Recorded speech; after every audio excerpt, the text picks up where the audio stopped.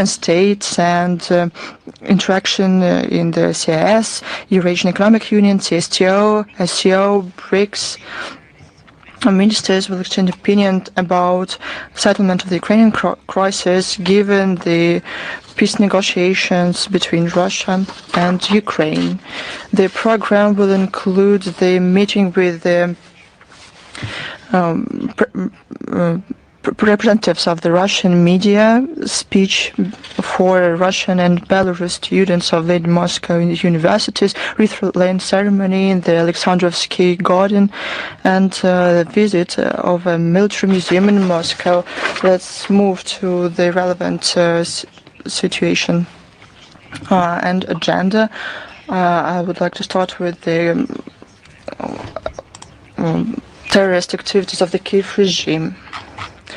The Kiev regime and its European sponsors made everything it could to undermine another round of negotiations in Istanbul on May 31st, almost at 11 p.m. in the railway in the Bryansk region. An automobile bridge was blown up. There's a school break in schools, and the Kiev regime knows this. The debris of the bridge killed 7 people. 17 пострадавшим, в том числе 4 детям. 3 из ребят, включая 4-месячного малыша, находятся в тяжелом.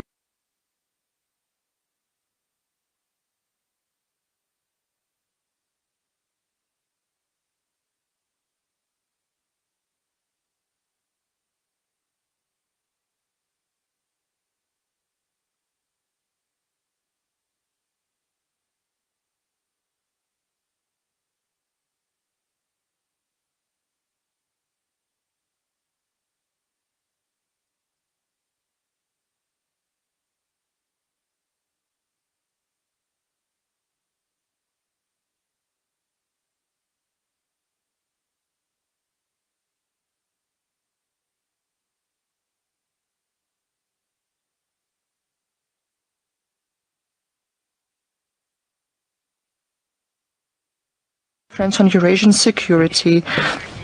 And they will also sign a joint address to foreign ministers of Eurasian states about promotion of all-continent charter on diversity and multipolarity in 21st century. There will be a dialogue on the diplomatic support of integration processes in the Union states and interaction in the CIS, Eurasian Economic Union, CSTO, SCO, BRICS. Ministers will exchange opinion about settlement of the Ukrainian crisis given the peace negotiations between Russia and Ukraine. The program will include the meeting with the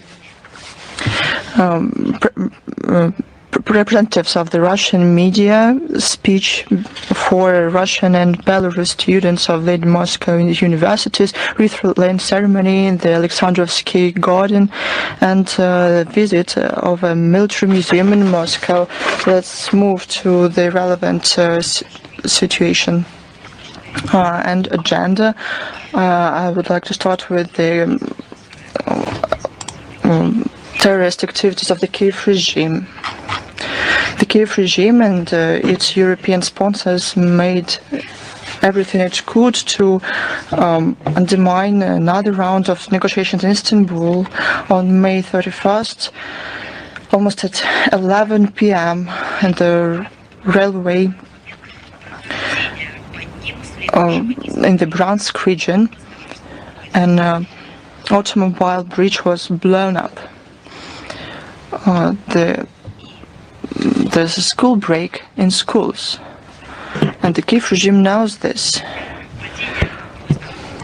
The debris of the bridge killed 7 people. 17 пострадавшим, в том числе 4 детям.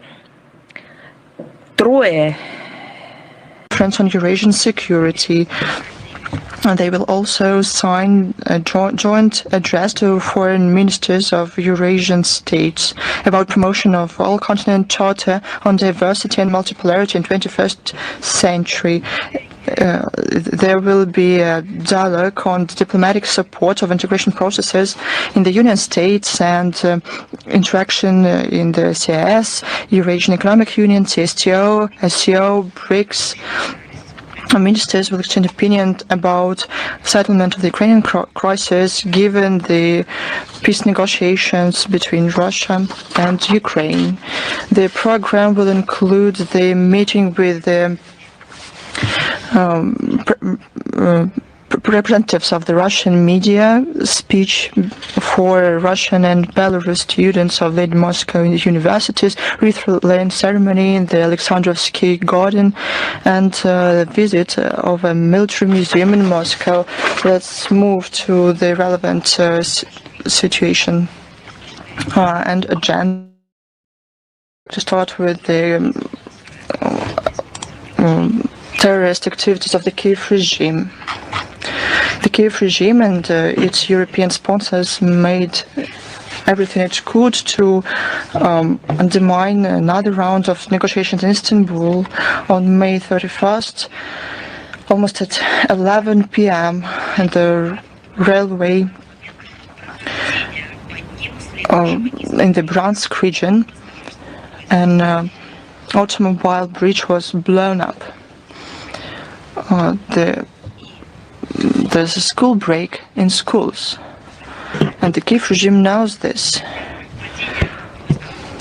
The debris of the bridge killed 7 people. 17 пострадавшим, в том числе 4 детям. 3 Conference on Eurasian security.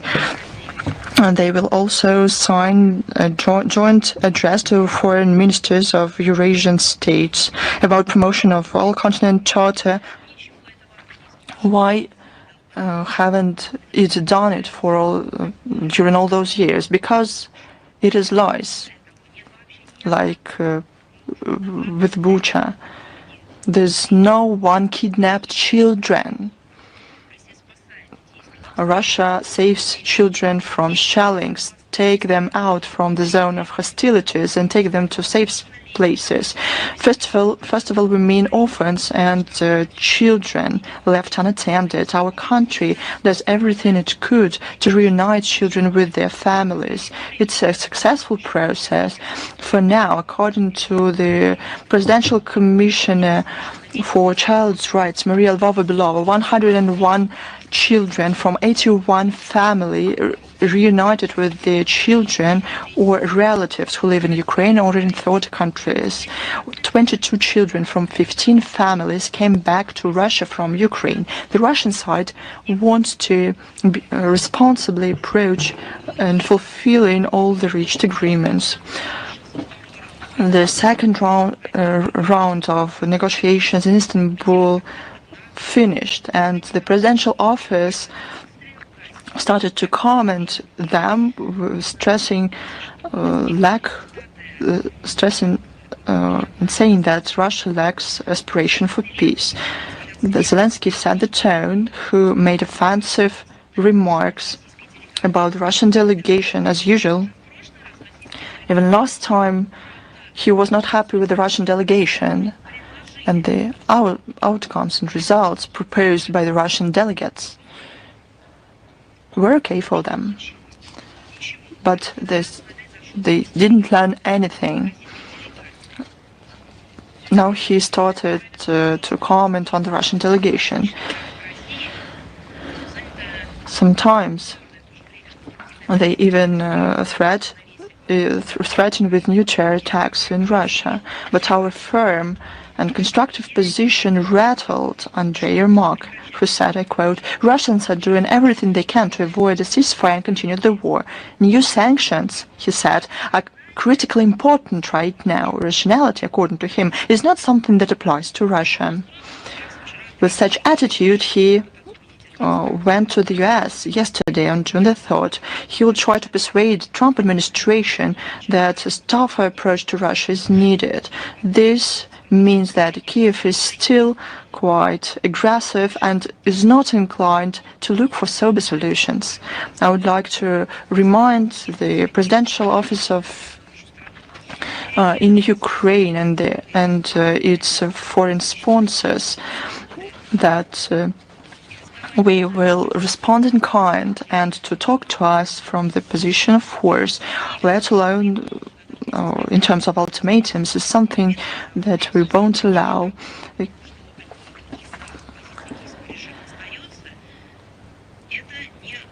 The adequate understanding of the situation and responsibility for the future of the country is not something that applies to the Ukrainian Banderovich regime. On June the 3rd, the Investigative Committee of Russia ruled hideous crimes, as I said, explosions of bridges on the railways in the Bryansk and Kursk regions to be terror attacks. This is the essence of this regime. They say that we are ostensibly not rational, but they are terrorists. The official representative of the investigative committee, Svetlana Petrenko, noted that it is clear that the terrorists acted on the instructions of the Kiev regime and did everything they could so that more civilians were affected. That's their essence. The investigative committee, with the help of the Federal Security Service of Russia and Internal Ministry of Russia, continue the investigation. Actual perpetrators and organizers will be established and brought to justice. Civilians and civilian facilities of many Russian regions were under attack.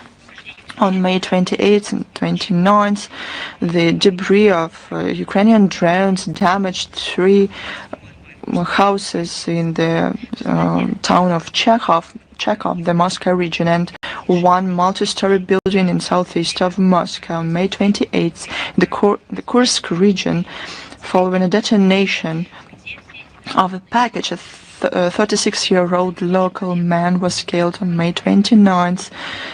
The emergency room of a hospital was damaged. On May 30th at night, a mass drone attack on Kursk took place. A 27-year-old driver was wounded. On May 21st. Ukrainian drones attacked residential houses, 14 civilians wounded, including 4 children, in the village of Proletarsky, the Belgorod region. On June the 1st, the artillery shell hit a house. 1 woman was killed and a 12-year-old girl wounded. Overall in the region, at least 22 civilians were wounded. On May 30th, the Banderovich launched a targeted strike with drones on the city of Novodruzhsk, LPR.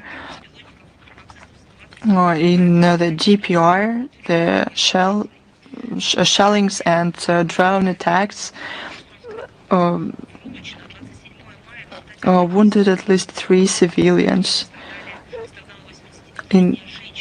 On May 29th, following a drone attack against the city of Velashki, an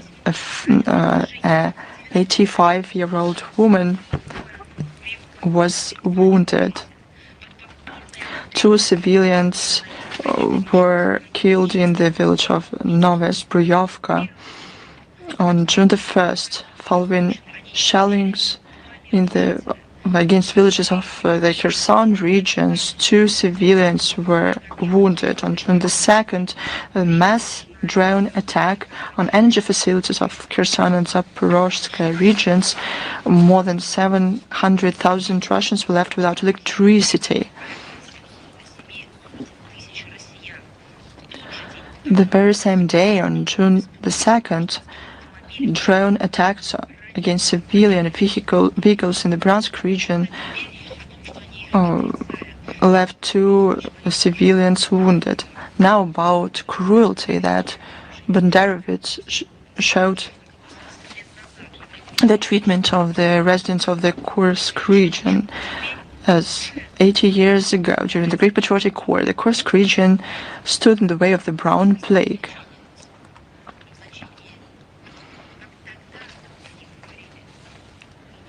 Back then, it was collaborations. Now we're talking about extremists. Residents of the Kursk region were subject to inhuman cruelty from neo-Nazis of Zelensky and foreign thugs. According to the Investigative Committee of Russia, 313 people were killed by them. 794 people were wounded, including 26 children.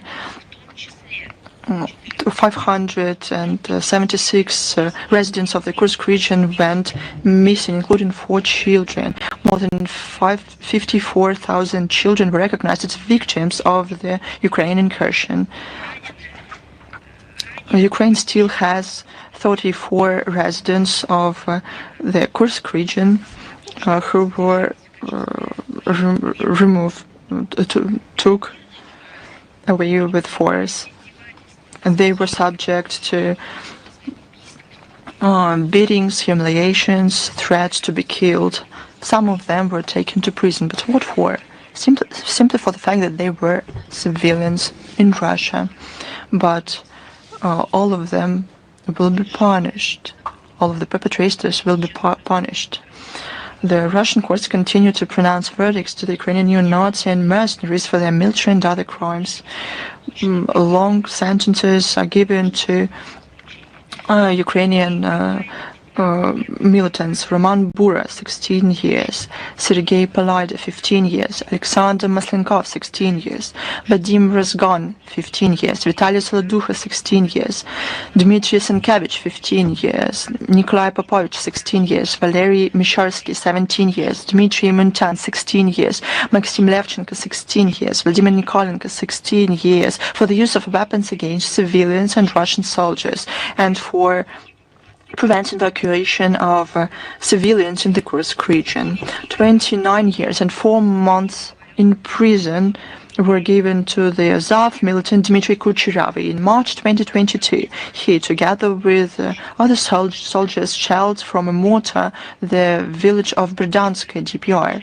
14 years in prison. Their absentia were given to mercenaries from Great Britain and Sweden, Gary Bonin and Jonathan Quantz.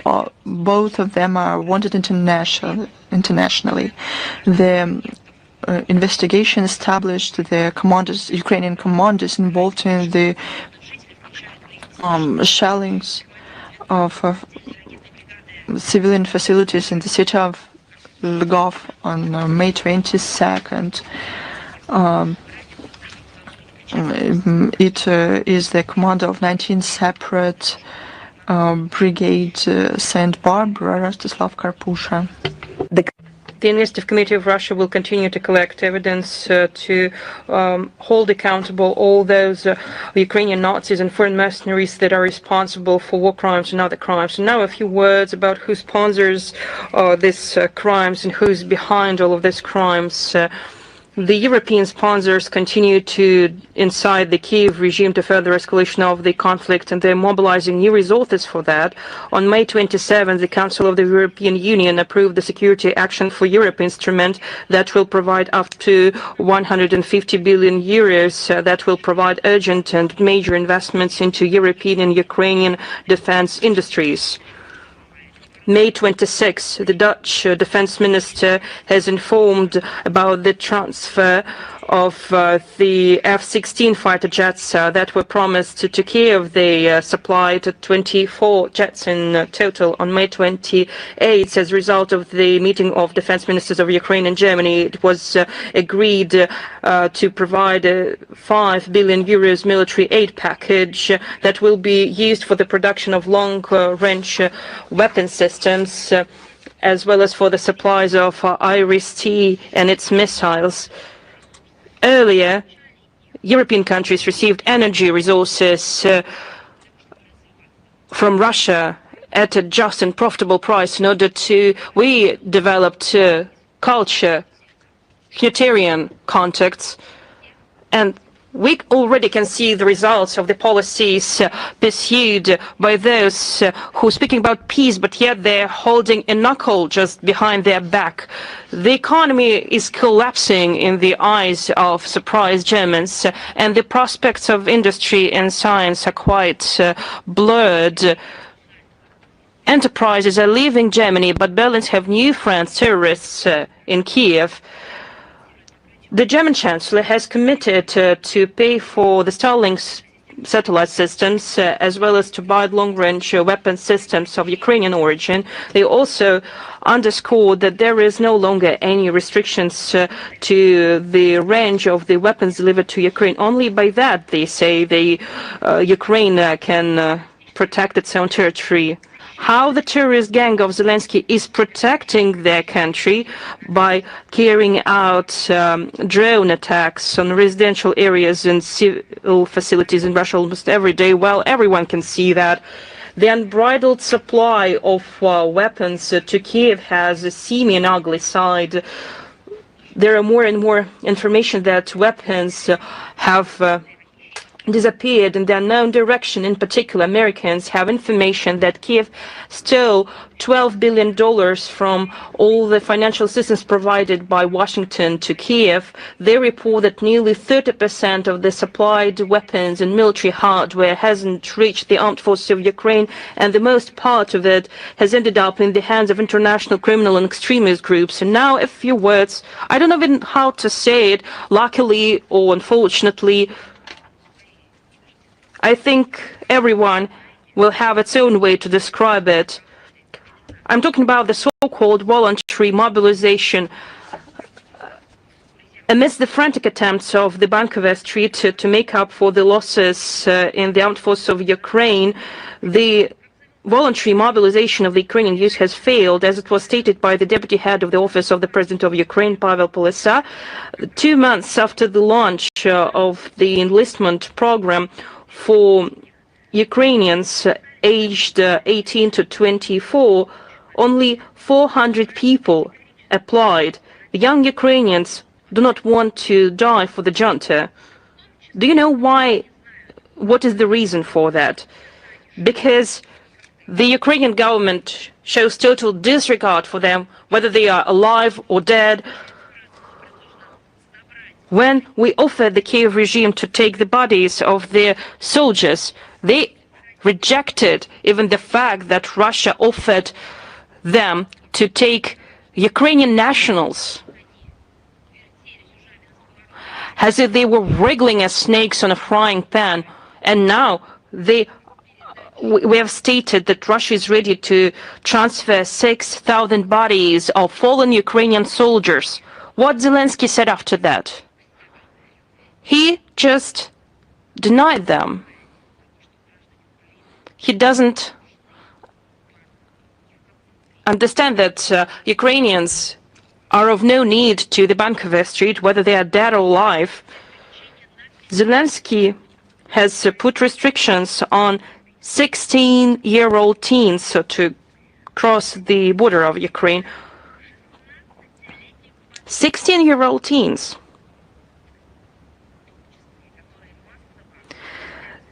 They are being expelled from the Ukrainian university, and therefore they have no right to draft deferment.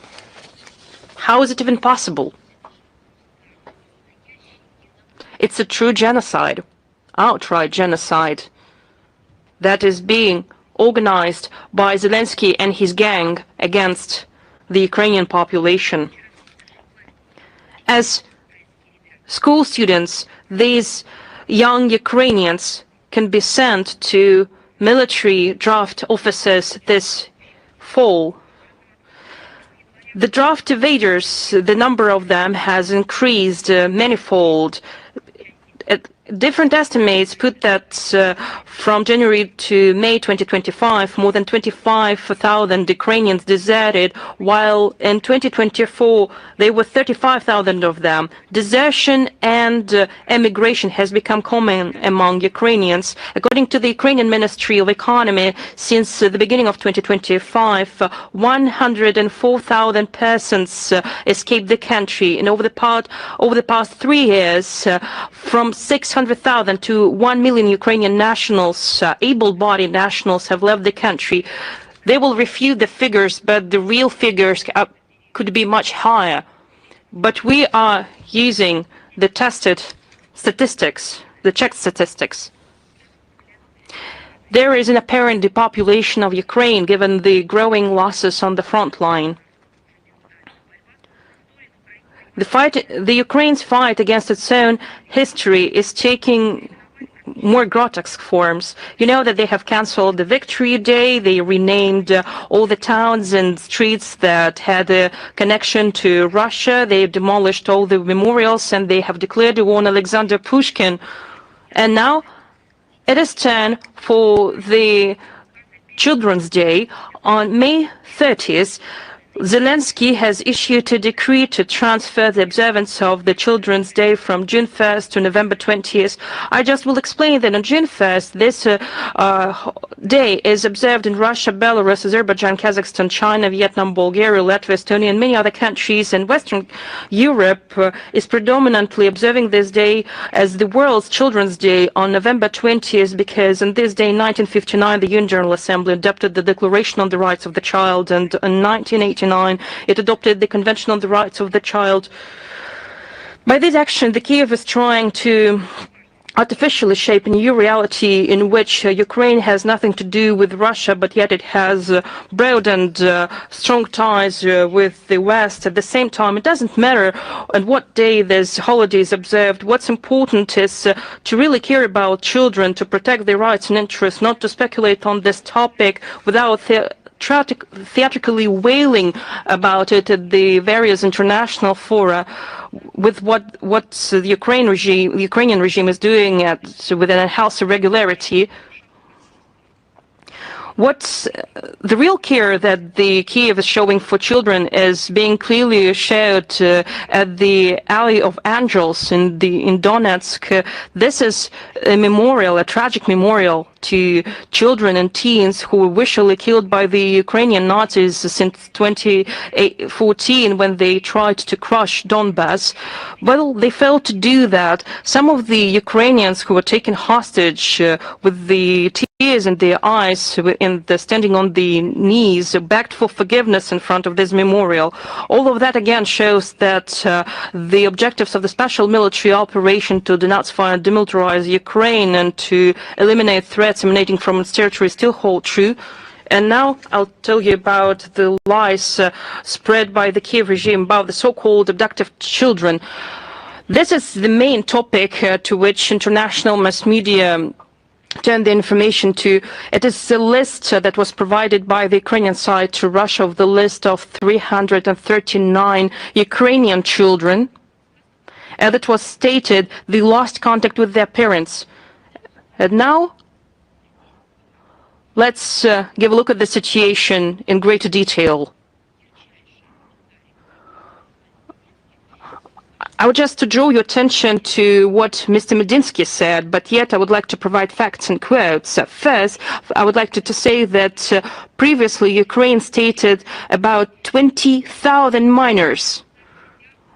You probably think that it was stated in a show or in social media, but on October 2nd, 2024, this figure was provided by the Ukrainian Commissioner for Human Rights in the Ukrainian Parliament, Dmitry Lubinets.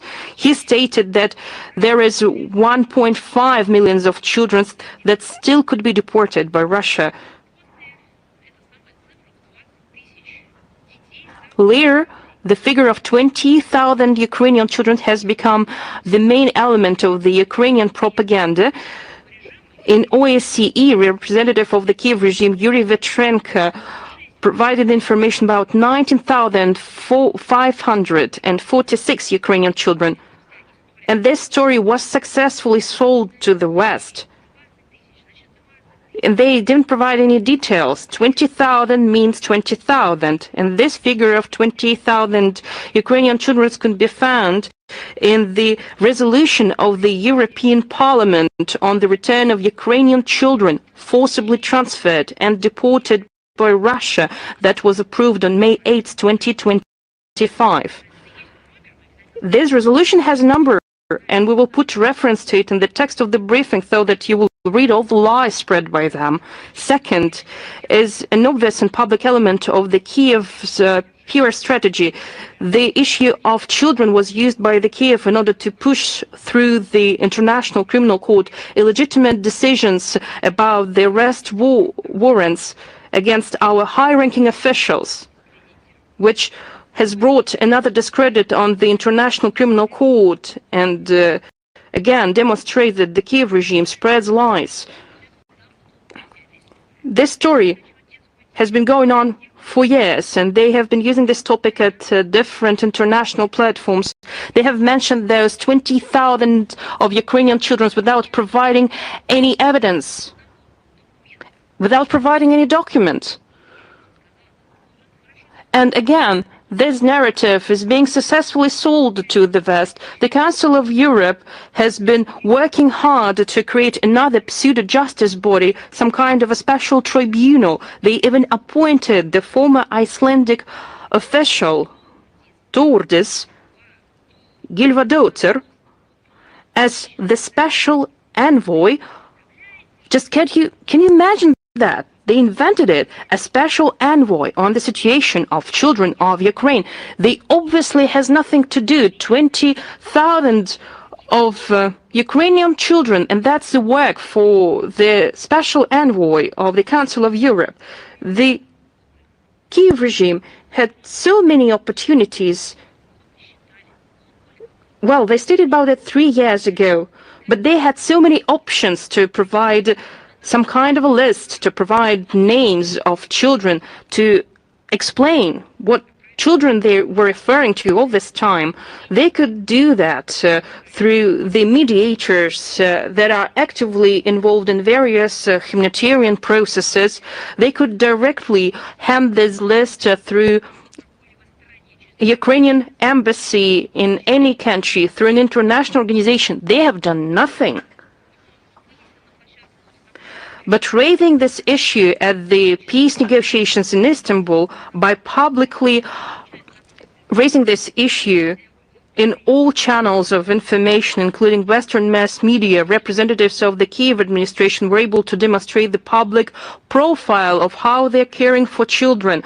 But in reality, they show total disregard for them as for other residents of former eastern regions of Ukraine and for all Ukrainian nationals. And I just would like to give you another quote. Zelensky, he said that in November 2021, and I quote, "Not all representatives of people are people. There are beings," he added. He stated that it was his opinion, and he was referring to residents of the East Ukraine. Today, Kiev authorities are instrumentalizing the narrative of Ukrainian children by turning it into a show. Who are these people? Are they caring for them by telling fairy tales about them? Or are they beings and they're ready to do everything with them by sending them to suicidal storms, closing borders for them, drafting them to the battlefield, regardless of their age? And now I will tell you about the real work, because in reality, no child was abducted. Russia is getting children out of the shelling area and evacuates them to a safer place. The armed forces of Ukraine are regularly attacking places where children are gathered. For example, in September 2024, the armed forces of Ukraine attacked Kamenka-Dniprovskaya and Zaporozhskaya region. They attacked a school where there were 106 children. Luckily, there were no victims among them. On March 7th, 2025, the Ukrainian soldiers shelled a kindergarten in the frontal area of the Zaporozhye region. When they're launching missiles there, do they even think who these children are, who their parents are, what are their family names, what ethnicity they are? Well, they have no care, they don't care about it. Russia is saving orphans and minors who are left without parental care and the care of legal representatives. So we act in the legal field in line with the international agreements, and this process is successful. But for some reason, the Kyiv representatives forgot to mention it in Istanbul. I already mentioned that thanks to the 24/7 work of the Presidential Commissioner for Human Rights, Maria Lvova-Belova, 101 minors from 81 families reunited with their parents or blood relatives living in Ukraine or in third countries, and Russian children returned to our country again. The Kyiv authorities forgot to mention that. I would like to underscore again that the Russian side intends to implement all the reached agreements in full responsibility and will give a closer look to the list of names that were handed by the Ukrainian side.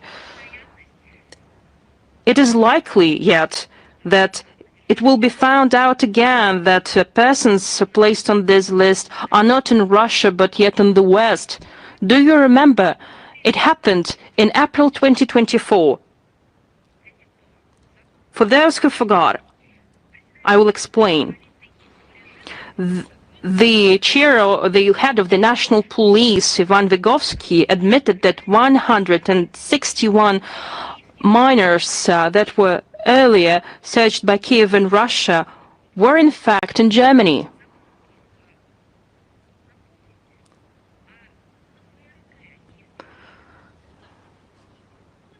And just please, could you remind me if Ukraine filed a lawsuit against Germany for the fact that Ukrainian children ended up in Germany at that time? If something like that would happen again, I think it will become a shocking news for everyone who closely follows it. You know, I would like to finish this part by quoting the prominent Soviet writer and playwright Yuri German. In his novel about Peter the Great, he wrote, and I quote, "There is a scoundrel, a rascal, who will perform a mean act, and they will say that they're doing it for the sake of children." I think Yuri German could hardly imagine that after the end of the first quarter of the 21st century, the quote from his novel will portray so clearly and precisely those who are managing Ukraine today. It is time for Ukrainian junta to understand that to organize a pure stunt with the help of children is just cheap, immoral, and false. We have drawn attention to President of Serbia, Alexander Vucic, in an interview to RTS channel, commenting on the published information by SVR, Russian Foreign Intelligence Service, on supplies of weapons to Kyiv regime, despite the declared neutrality. He said that the military cooperation of Belgrade with foreign partners will be revised to identify fraudulent end-user certificates. We believe that the declared measures will allow to terminate the dubious export schemes and the leaking of military goods to wrong consignees. We hope that the measures will be sufficient and effective in order nothing to cast a shadow on the relations between our country, and I would add, not to cast a shadow on the sincere feelings of the Serbian people, the people that understands everything perfectly.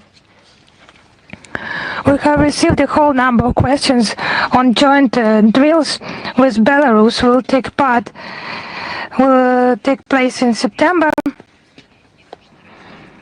It's formulated in this question.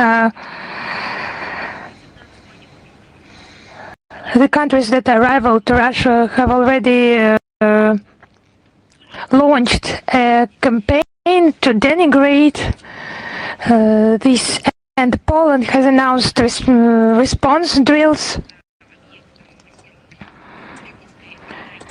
And why the West is becoming a target of propaganda attacks by rivals? I will reply this question. During the previous briefing, against the background of growing tensions in Europe, NATO countries are growing provocative military drills near the Russian borders, and the major attention will be paid by the alliance is paid to allied forces against Russia. 300,000 servicemen participate, and operational plans are made. New tactical schemes are tested. For example, last year, these maneuvers, more than 900,000 military personnel from all the alliance countries participated, and around 2,000 equipment units. And those were major drills since the Cold War, and NATO commanders do not hide that such events are a rehearsal of the conflict, that is to say, with equal in force rival enemy. And contingents were moved and they were near the borders with Russia on the Danish island of Bornholm. Missiles of medium and small range were tested. We have already provided comments on that. Those are attacking the targets, forcing obstacles, and many other drill tasks. It all is a growing risk of military incidents and destabilizing the security situation. We keep an eye on that. We follow that attentively in this context, and these drills and joint drills with Belarus, their main target is to strengthen the regional military group. It will be held on the testing grounds of Russia and Belarus. It is not against the third countries, and it will be security against aggression of rivals, and the CSTO military groups will also participate, and it will be also joint maneuvers, joint drills. Russia has taken a decision to cut the number of drills. It is nearly a double cut, and to transfer the major part from Belarus into the depth of the territory. It testifies of the readiness of our country to participate in negotiations to lower the tensions in the region. Unfortunately, NATO countries did not respond, as Warsaw is planning to hold new maneuvers in order to literally shift the blame shift the blame to us and to present Russia-Belarus drills as an attempt to prepare the, as they say, armed aggression, starting this armed aggression, and it's just absurdity, taking into account the facts I have cited. So let us now compare the defendant drills and our drills. It will be just certain specific categories in order to provide this qualification, in order not to leave any accusations against Russia and Belarus. So the Tom's Defender is held annually. The West is held once in 2 years. However, in 2025, it did not take place because of the decision of Moscow and Minsk. The duration of Defender is bigger. In Defender, it's 32 countries, and the West, it's just 2 countries. Taking into account the CSTO drills as well, it's 5 countries. And here's just up to 5 countries. According to the scale, Defender is 25, 90,000 servicemen. And the West, it's 25,000, so it's many times smaller scale. It's 15 times smaller. So now the territorial scale, Defender, it will be, it will target the Baltics and Europe. And the West, it's in the depth of the territory of Russia and Belarus. Now targeting Defender, I have already quoted the formulate as equal rival, it's Russia against Russia. The West, it's defense. It's for the defense of the allied state. It's not aimed against any third country or group of countries. Do you need any conclusions? On the basis of those facts, I think everything is absolutely clear. Regarding the second item, in the question, many questions on informing on the data, I think it will be commented by our Ministry of Defense, Russian Ministry of Defense. We move on. Just have a look. This hybrid war is actually according to some other rules. Someone says even without any rules. It just touches everything. It's conducted by the West against culture, against monuments, against stability, against development. And for some reasons, it's actually clear for what reason. We mean the rivalry of spirits, the force of spirit. It concerns everything. This is about Christianity and Orthodox beliefs. We now see what is happening in the Swedish town of Västerås, the situation around the Church of Our Lady of Kazan. Attempts to expropriate it from the Russian Orthodox community. Just imagine, the Church of Our Lady of Kazan. Sweden just wants to take it away from the members of the community. Maybe they do not just pay some taxes, or maybe they just use it not for some other reasons, for some other purposes. Maybe they are not in compliance with some rules. It can happen, but no, that's not the case. They just want to take away this church, the Church of Our Lady of Kazan, for security reasons. I would like to note that the land plot was legally acquired by the Russian Orthodox community in this town back in 2009. In agreement with the municipality, the church, the chapel and the guest house were erected on this area. This site has become a target for attacking by the media, Russophobic community and not the Orthodox community. So who were they threatening? The climax of all that was just just have courage. As an observation point of Russian special services for the regional airport in the vicinity, it's just normal logics.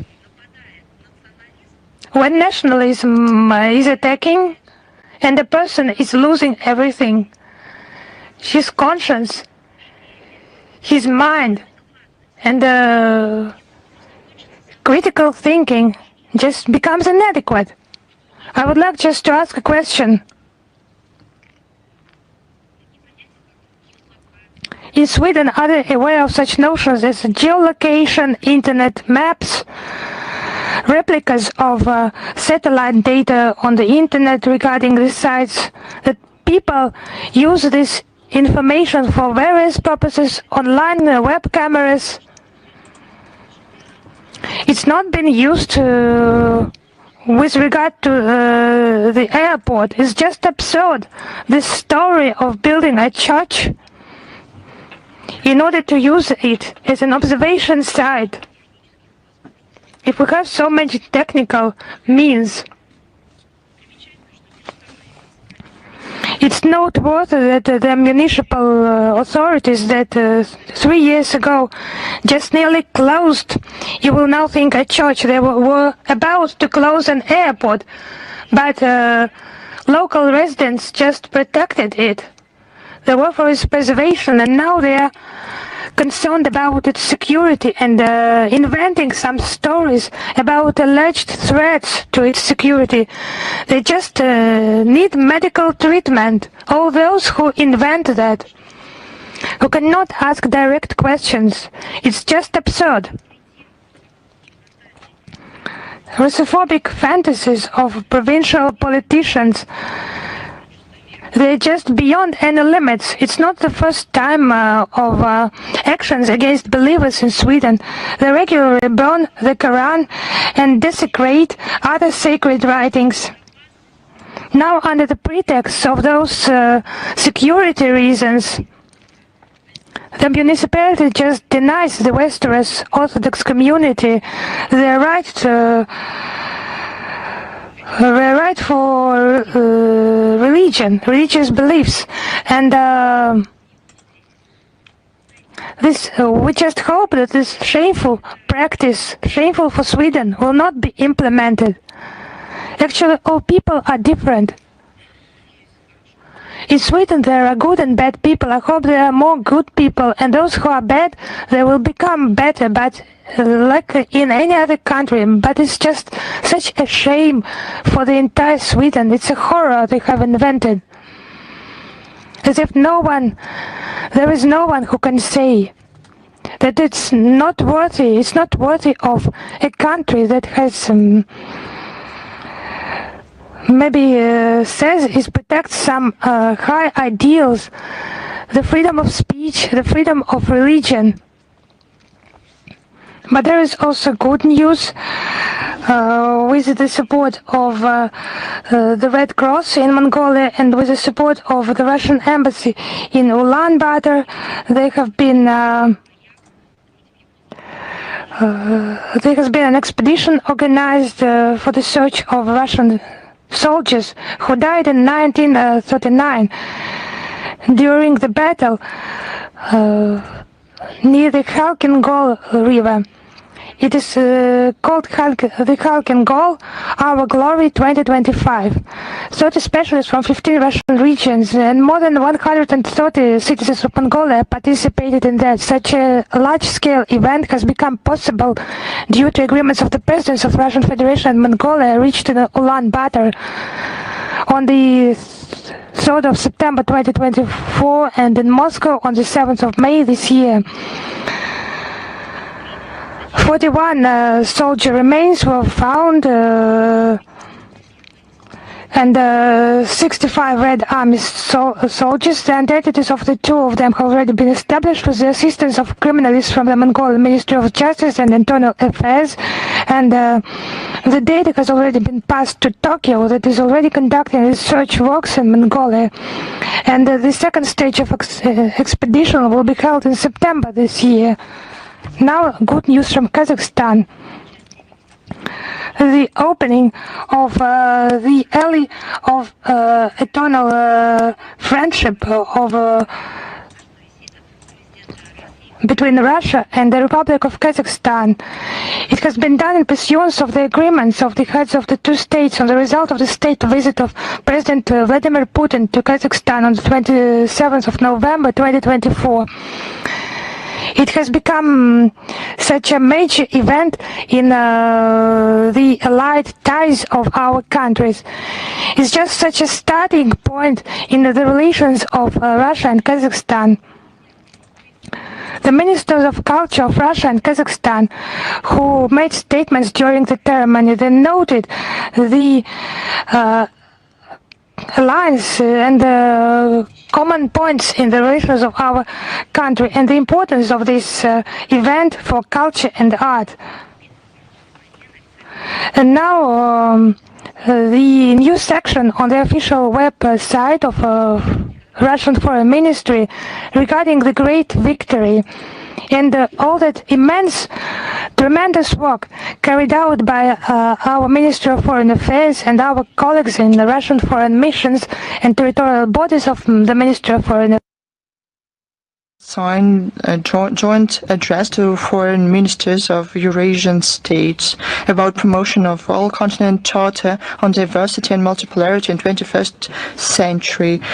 There will be a dialogue on the diplomatic support of integration processes in the Union, but our firm and constructive position rattled Andrei Yermak, who said, I quote, "Russians are doing everything they can to avoid a ceasefire and continue the war. New sanctions," he said, "are critically important right now. Rationality, according to him, is not something that applies to Russia." With such attitude, he went to the US yesterday on June the 3rd. He will try to persuade the Trump administration that a tougher approach to Russia is needed. This means that Kiev is still quite aggressive and is not inclined to look for sober solutions. I would like to remind the presidential office of in Ukraine and its foreign sponsors that we will respond in kind, and to talk to us from the position of force, let alone in terms of ultimatums, is something that we won't allow.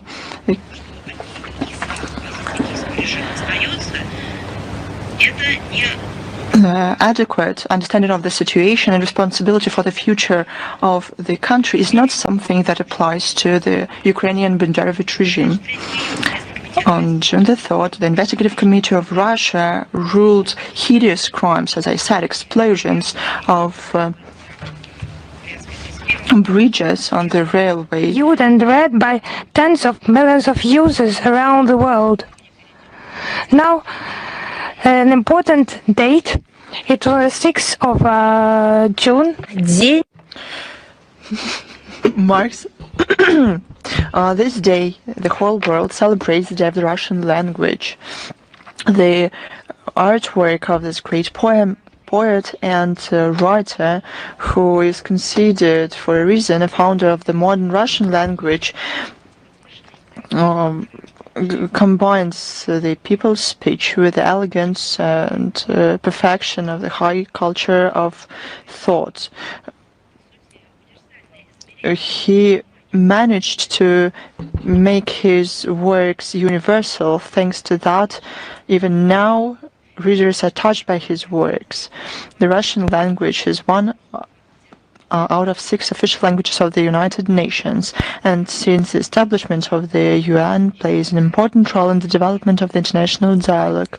According to the decision of the UN Department for Public Information since 2010, the Day of the Russian Language is celebrated annually within the program of the development of language and cultural diversity. The Russian language makes targeted efforts to protect and support the Russian language in the world. Together with partners, we make steps to launch the work of the International Organization of the Russian Language, established in 2023 on the initiative of the President of Kazakhstan. Outside Russia, it is a truly people's holiday. Our like-minded people abroad hold events and actions aimed at underlining the role of the Russian language in their own life and in the global development. On the premises of schools, universities, cultural centers, there's competitions, readings, festivals, Olympiads, and high interest is drawn to large-scale events on the Day of the Russian Language at the platforms of international organizations like the UN, UNESCO, and those organized by Russian missions in New York and Paris. There's an exhibition, the Russian alphabet, in the pictures of Marina Khankova. We'll talk about it in greater detail in the text of our briefing. It will include links. We'll talk about more events to celebrate this holiday, the official accounts of Russia's foreign ministry. To learn more and to find more interesting materials, it is possible on the information service window to Russia.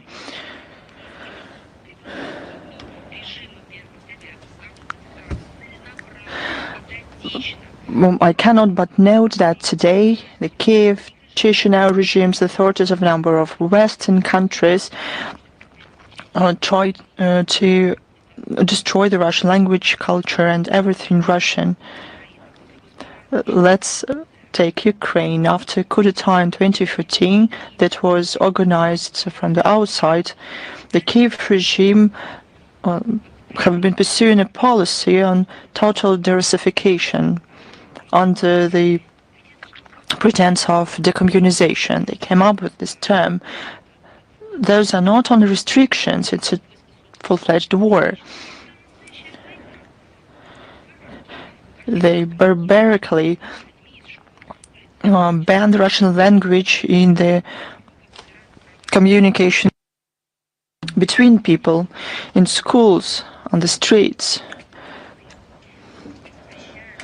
They prohibit books, burn them down. The world saw something similar in the first half of the 20th century in Europe. Do you remember it? It was called Nazism. The Kiev regime, under the leadership of Western masters, show the world their true colors.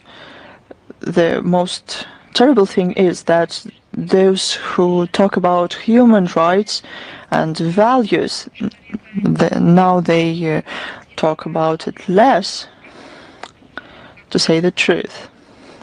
They even start to mention less the values. You see the collapse in the West. However, they encouraged all this impunity. They turn a blind eye on these barbaric neo-Nazi actions. They contribute to the Russophobe hysteria in their own countries, and they made up reasons like security or political correctness. They ban Russian schools, persecute Russian media and cultural centers. Human rights for the West is only for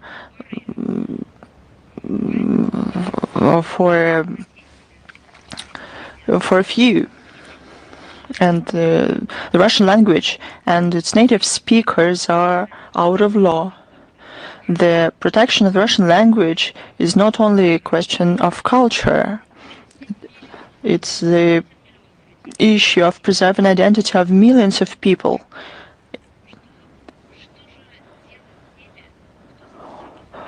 What are we to do with those who have been creating the richness of the culture of our country for centuries? A lot of Russian compatriots live all over the world, and Russian is native for them. It's the issue of responding to Nazism, to protecting our meanings and values. We will do everything we can to inform the whole world about the facts, to demand from the international organizations to give evaluations on this genocide. And we have a language to speak, and to speak beautifully. We announced, as you know, the Nizhny Novgorod is hosting on May 5th, 6th a global digital forum. It will be participated by more than 2,000 foreign guests. I would like to announce a section that our department is in charge of. It is called the Responsible Fact-Checking in the Era of Post-Truth, New Possibilities for Cooperation. The discussion will be participated by foreign journalists and experts from Turkey, France, and Ireland. In November last year, Moscow hosted the second international forum dialogue about fakes 2.0, organized by NGO Dialogue Regions with the support of the Foreign Ministry of Russia. The key event of the forum was the presentation of the concept of the International Association on Fact-Checking, including the Code of Responsible Fact-Checking. These global initiatives emerged as a response to never-ending flow of fakes, disinformation campaigns, and pseudo-fact-checking promoted by the West. Today, it includes more than 55 experts from 20 countries. We hope that the Global Digital Forum will become annual and will give impetus to establish and deepen international cooperation in this sphere. I'm ready to take your questions. Please, is the International Affairs Journal with us? Good afternoon, Madam Zakharova.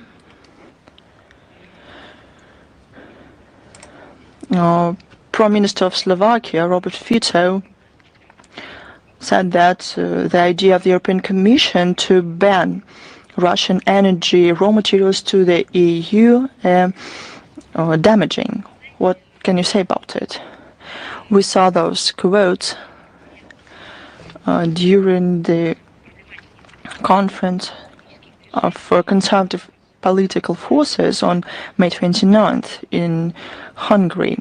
The president of Slovakia, criticized the economically damaging EU strategies, like banning energy supplies from Russia. I think this is one more reason showing that everything is timely. There's nothing surprising. Russia ensures 2/3 of gas demands, and it ensures 90% of oil, 100%. It's nuclear power.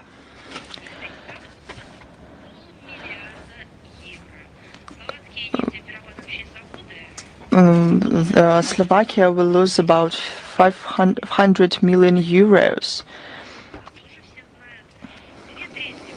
2/3 of electricity in Slovakia is produced by two NPPs in Slovakia, as you know, and the nuclear energy is supplied there by the Russian company. The European Commission essentially encourages Slovakia to be in an energy collapse. And all of this is done under the mottos of human rights, development of the European continent, and a brighter future. This is the aspiration to harm everyone, Russia, not only Russia.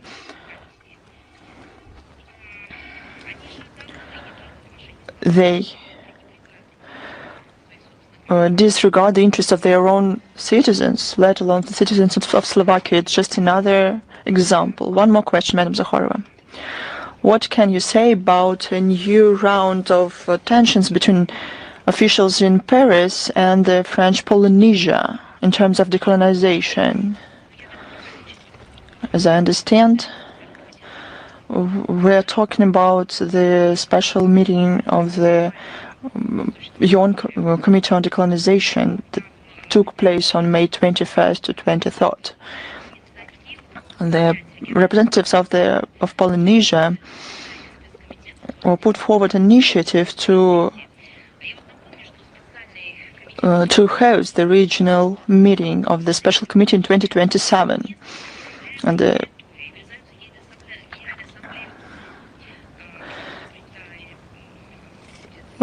in the UNJ resolution of May 17, 2013, confirms the right of the people of the archipelago for self-determination and independence.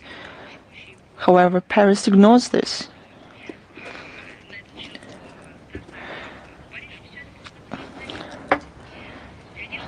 Paris lives on its own rules.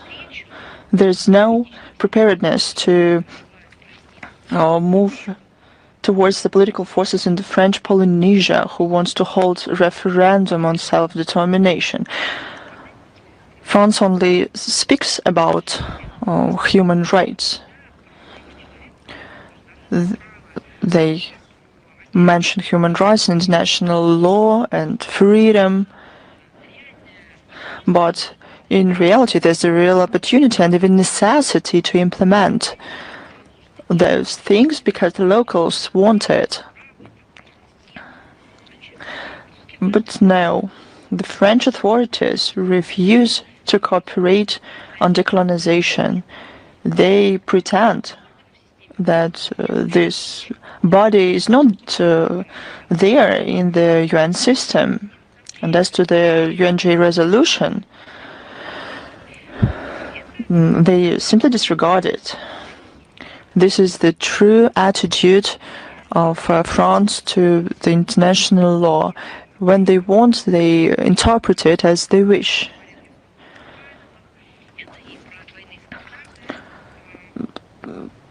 They show double standards that are a part of the rules-based world order.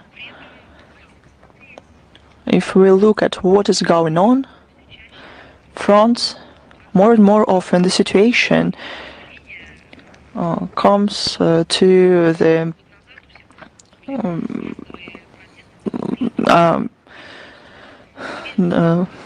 population that is not content.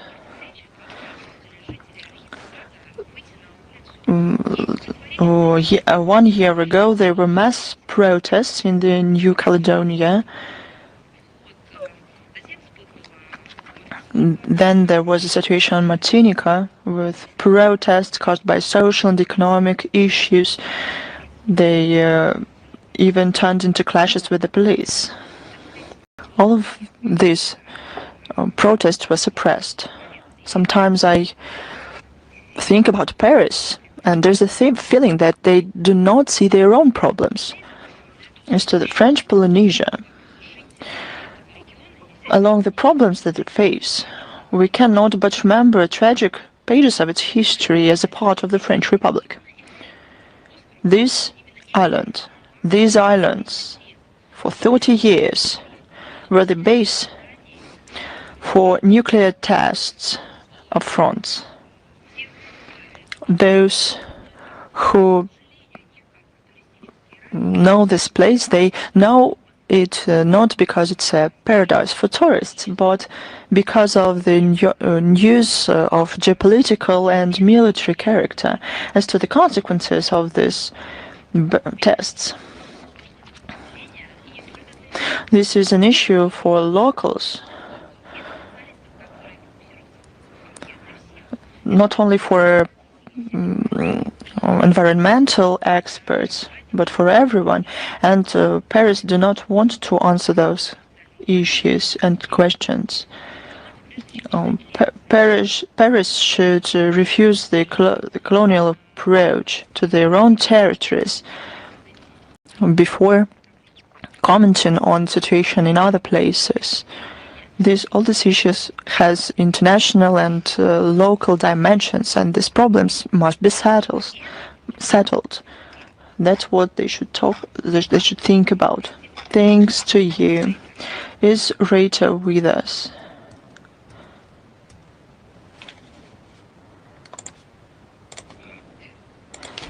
Good afternoon, Madam Zakharova. Rita is here. I have a question that you partly touched upon in at the beginning of the briefing.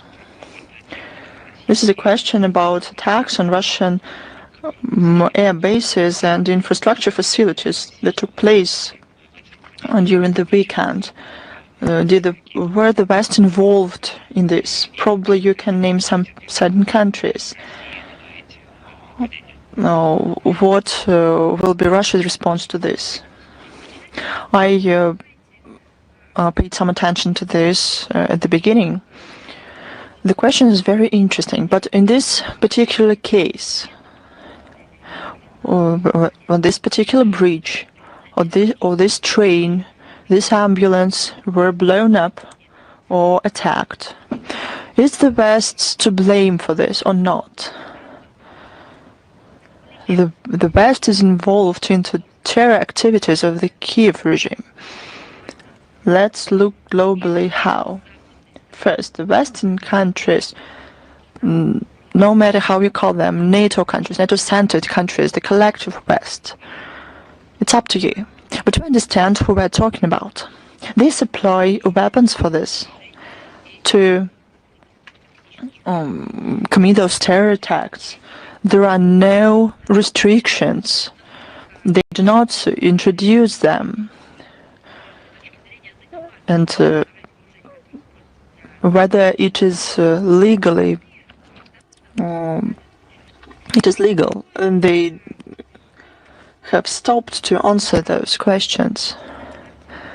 They provide coordinates because only Western countries have capabilities for this, or companies that are affiliated with Western countries and governments. No terror attack that it is absolutely clear, because of facts, can be called only as a terror attack, has never been condemned by anyone. No one even tried to say a word to the Kiev regime because of it officially. And I remember the words about Paris when there was a terror attack against a media outlet. There were a lot condemned that terrorism, and that it cannot go on like this, and a foreign minister joined in and said that journalists cannot be subject to terror attacks. But did Paris say anything about the killings of journalists by the Kiev regime? No, nor individually or at any platforms. They could have told within their international commitments, but no. The West provides support and politically encourage the Kiev regime for such steps. After every get-together, when Macron comes to, there's a massive attack on civilian facilities. This just shows that the West directly or indirectly participate or involved in these terror attacks. And I mean those terror attacks that are committed against Russian civilians, people, journalists, Russian infrastructure. Спасибо вам большое. Thank you very much. Thank you. RIA Novosti, please. Hello, Ms. Zakharova. RIA Novosti, we have 3 questions, if you allow. First, the German authorities have extended the permanent stay for the correspondent of RIA Novosti. What are your comments about that?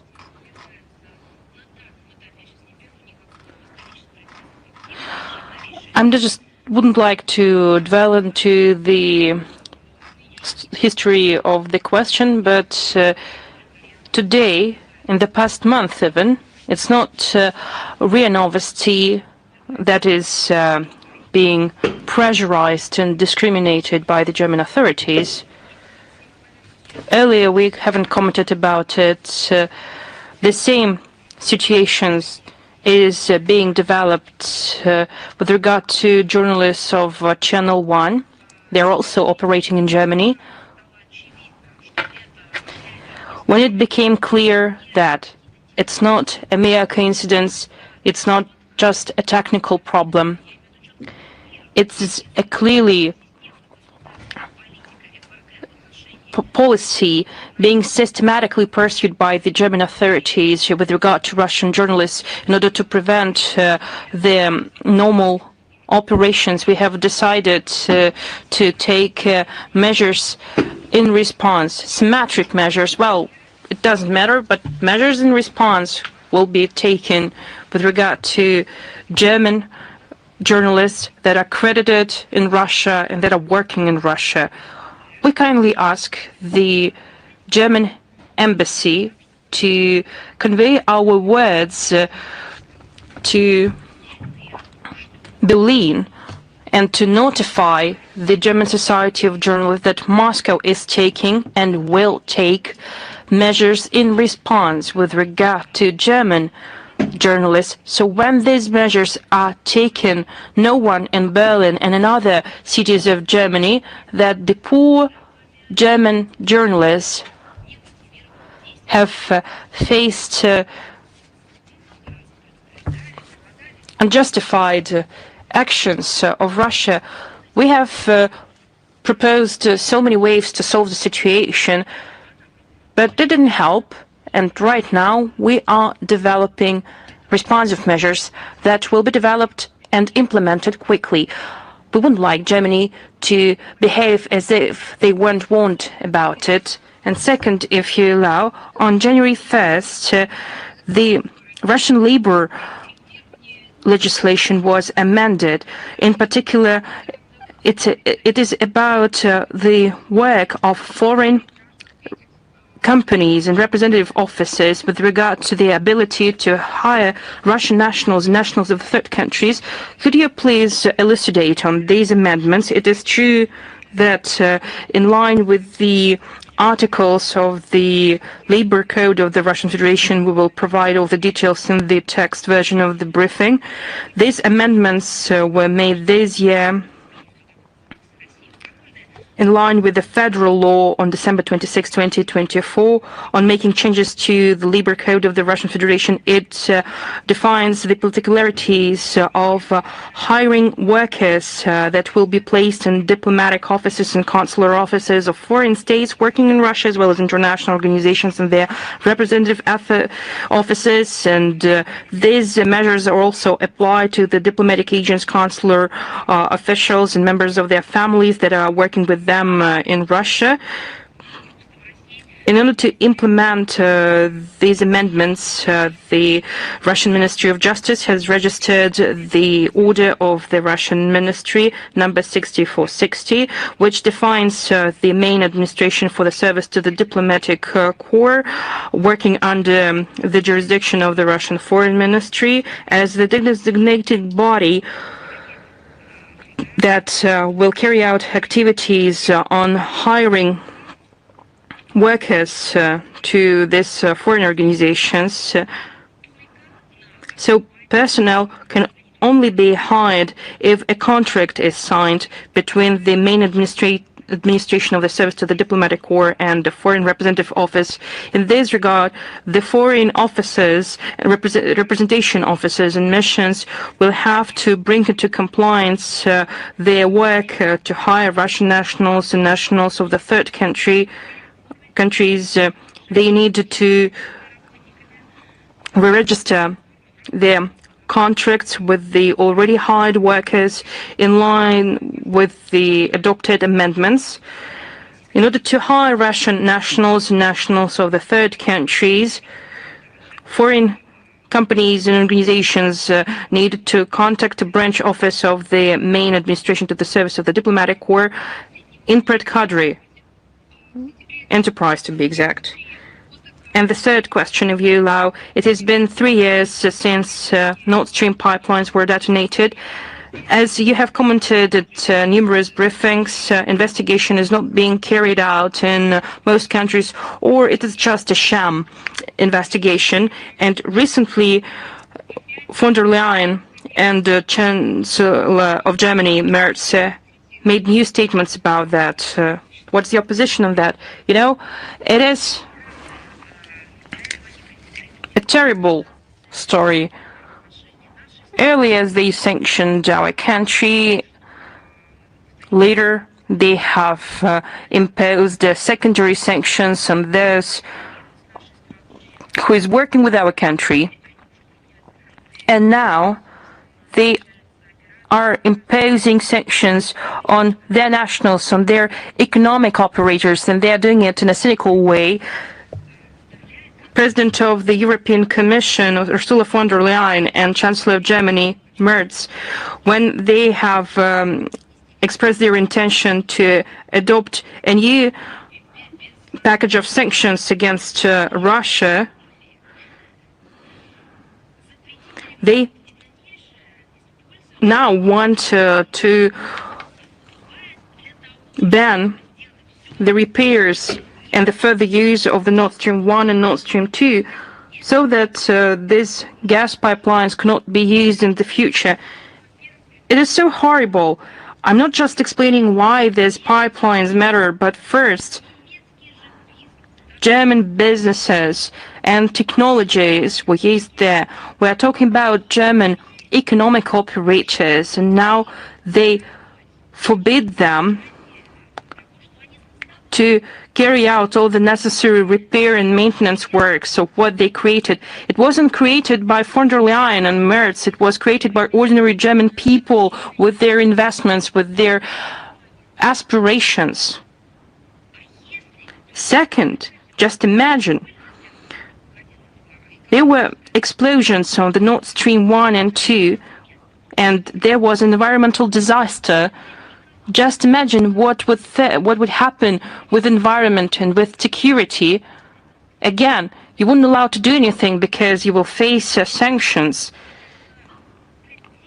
You know, I just wanted to say that I think it's a prerequisite or the last step towards starting to forbid the treatment of officials and workers who were involved in creating the Nord Stream pipelines, or to forbid the education for their children. Just imagine your father worked on the Nord Stream pipelines and your children need to wear the special insignia and should be placed in classrooms and the last table to prevent their education. I cannot even comment that.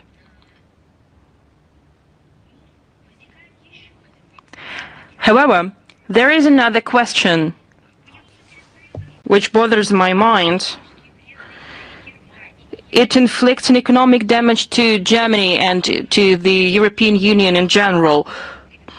But it is a blatant problem with logic, misanthropic logic, because if they're following this logic, they're just hating humanity in general.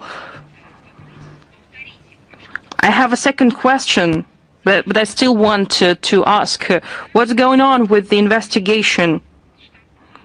They are rubber stamping sanctions so easily, but what's going on with the investigation? I recall we provided all the details and comments on the investigation in April 2025.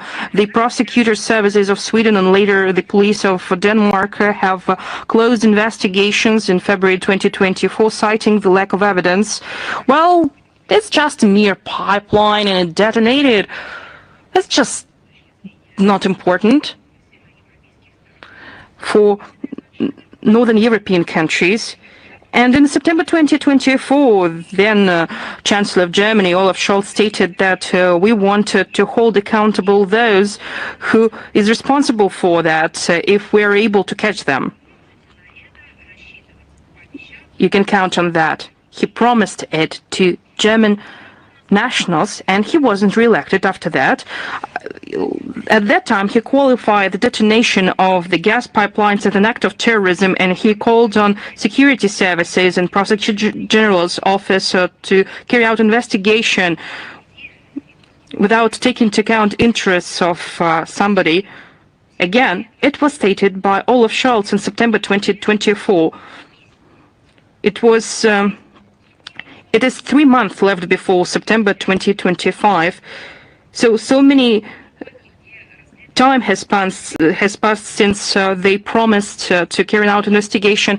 It is the same situation as it was with the Skripal's case, with the Novichok use and the poisonings in Amesbury's and Salisbury's. Do they even understand what is going on there in their countries? Do you have any more questions? I hope you don't have a fourth question. We don't have a fourth question, to be honest. Well, you will have time to ask it next time. Lenta.ru, please. Hello, Ms. Zakharova.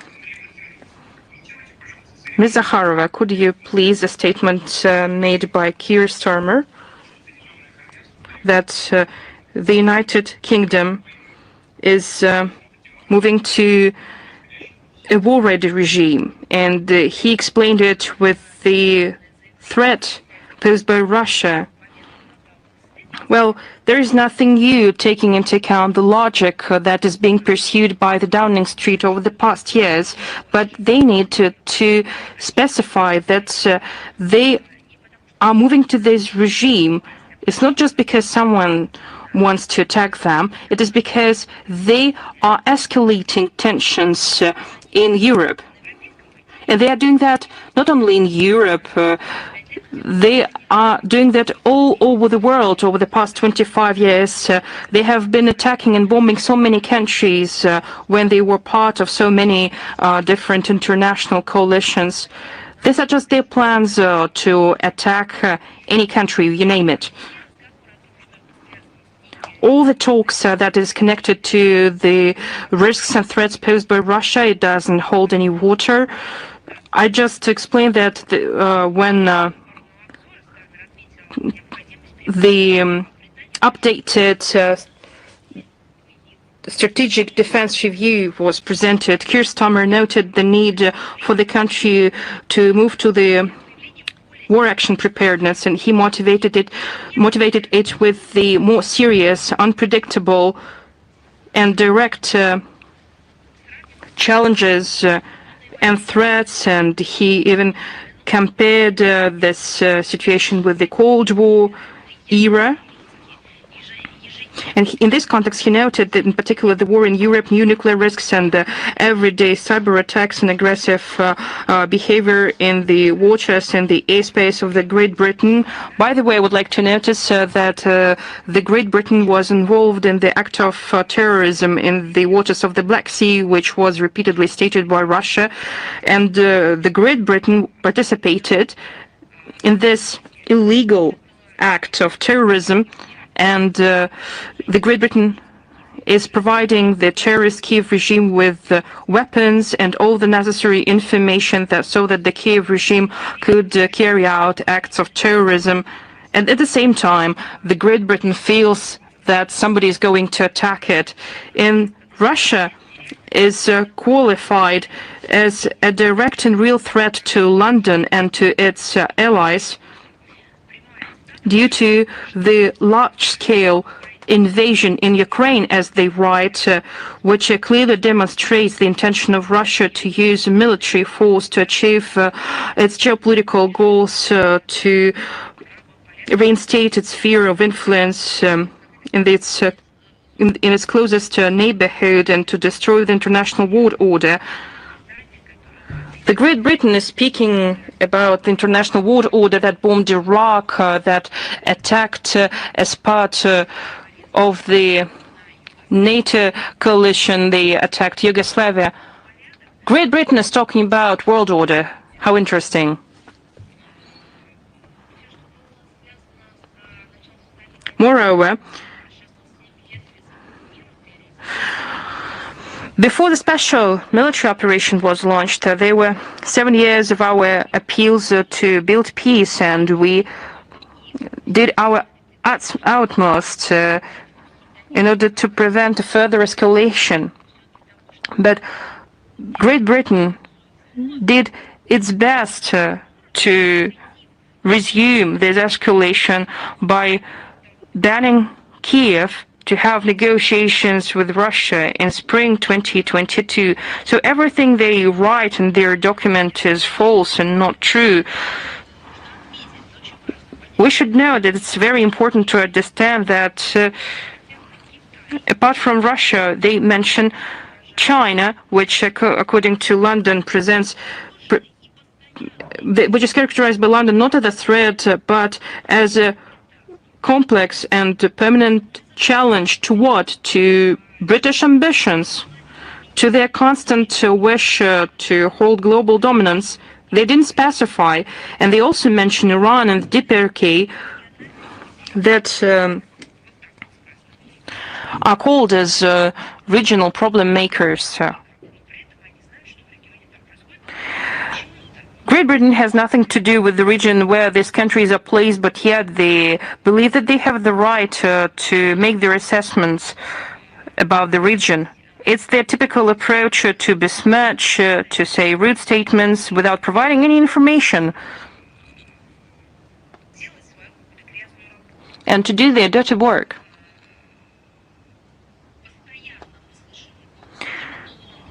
We have always been hearing the voice of London in inciting NATO countries and countries of the Western Europe to take another package of anti-Russian sanctions.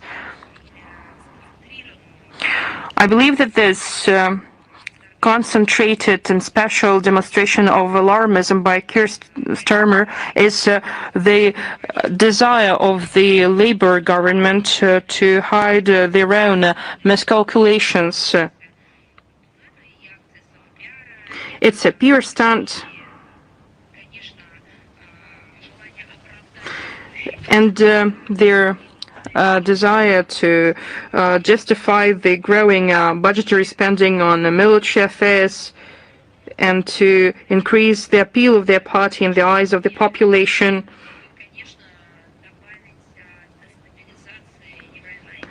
and to add to the destabilization in Europe so that they wouldn't be seen in a bad way. It is obvious that Keir Starmer and its followers do not give priority to the prosperity and living standards of the ordinary British people, and their witch hunt and to pin peoples one against each other is a typical trait of the British political establishment. It is obvious that they want to create and sow another conflict in Europe. Thank you for your detailed commentary, and if you allow, I have another question for you. Following Russia-Ukraine negotiations in Istanbul, President Erdogan offered to have a summit meeting between the leaders of Russia, US, and Ukraine. What is the position of the Russian Foreign Ministry to the prospect of holding a trilateral meeting in this format. Could you please repeat your question? Because as far as I understood, you were talking about the summit. President Erdogan, I would like to underscore that this is the question that should be referred to the executive office of the Russian president, because this information is being distributed through their channels. Voice of the Fatherland, please.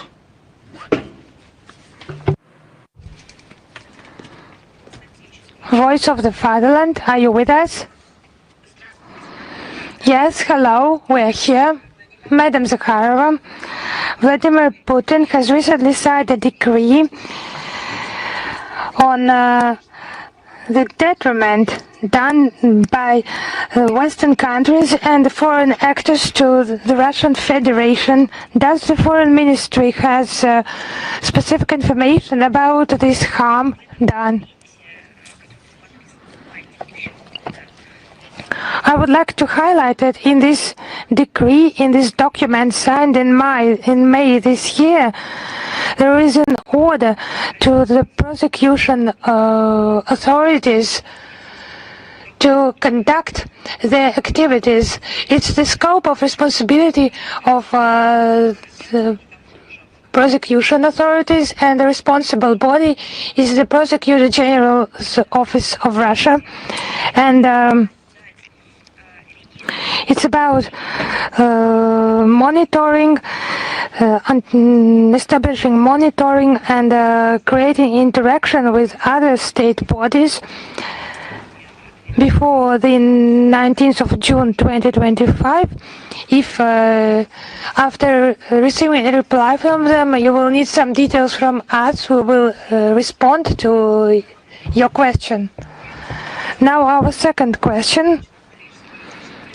The role of the UN in the settlement of the Ukrainian crisis, the growth in UN representatives, number of missions, maybe UN peacekeepers and troops on the territory of Ukraine. Is it to be estimated at as a negative development? So as we have mentioned, as I have mentioned, there are mechanisms and steps, some of them taken by the Security Council, some of them additionally agreed. It has all been documented, but I repeat, it's not the UN secretaries that make such decisions, it's member countries that allow the Secretariat to implement them. So do not think that some statements by the Secretary General will be made, we will just be notified. No, it's just the adoption will be done by member countries in a working order, and it has no relation to Ukraine at all. I'm just describing the procedure to you, and there is no basis to comment what you have mentioned in the context of Ukraine. Thank you. Thank you. Is Ukraine.ru with us? Yes, hello, Madam Zakharova, Anna Cherkasova, Ukraine.ru outlet. How would you comment the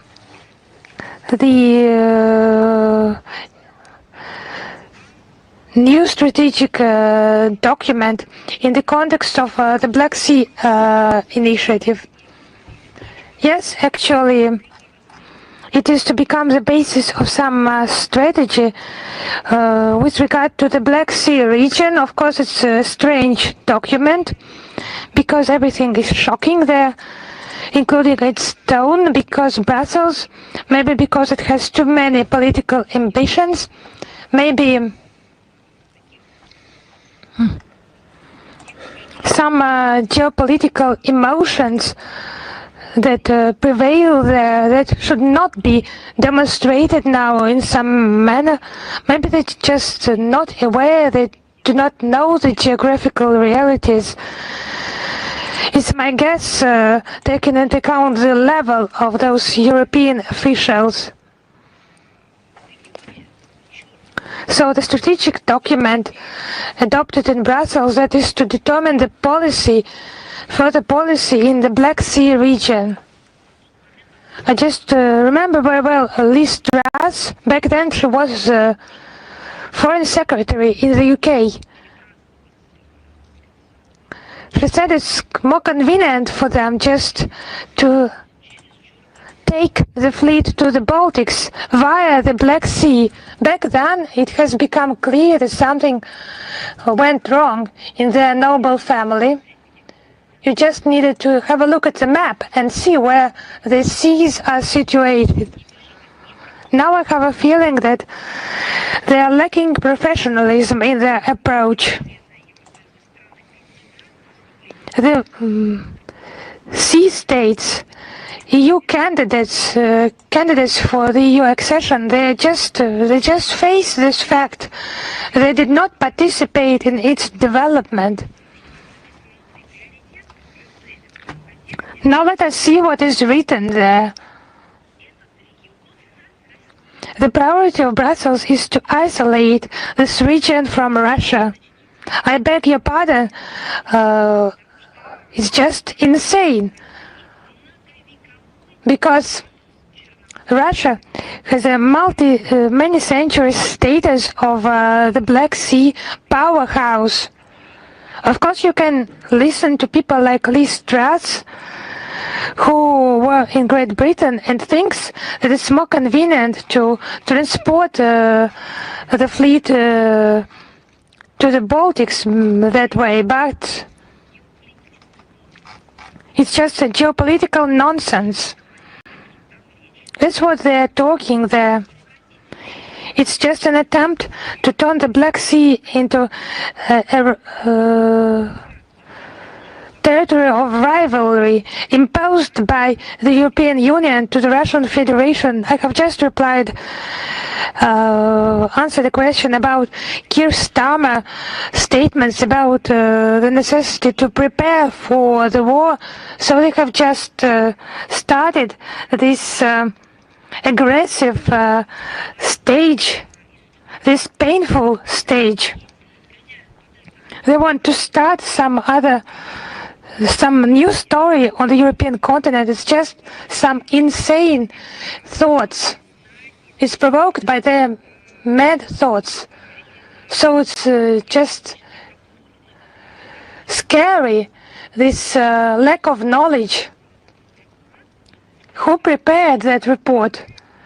Because before that it was prepared by Ursula von der Leyen and Kaja Kallas,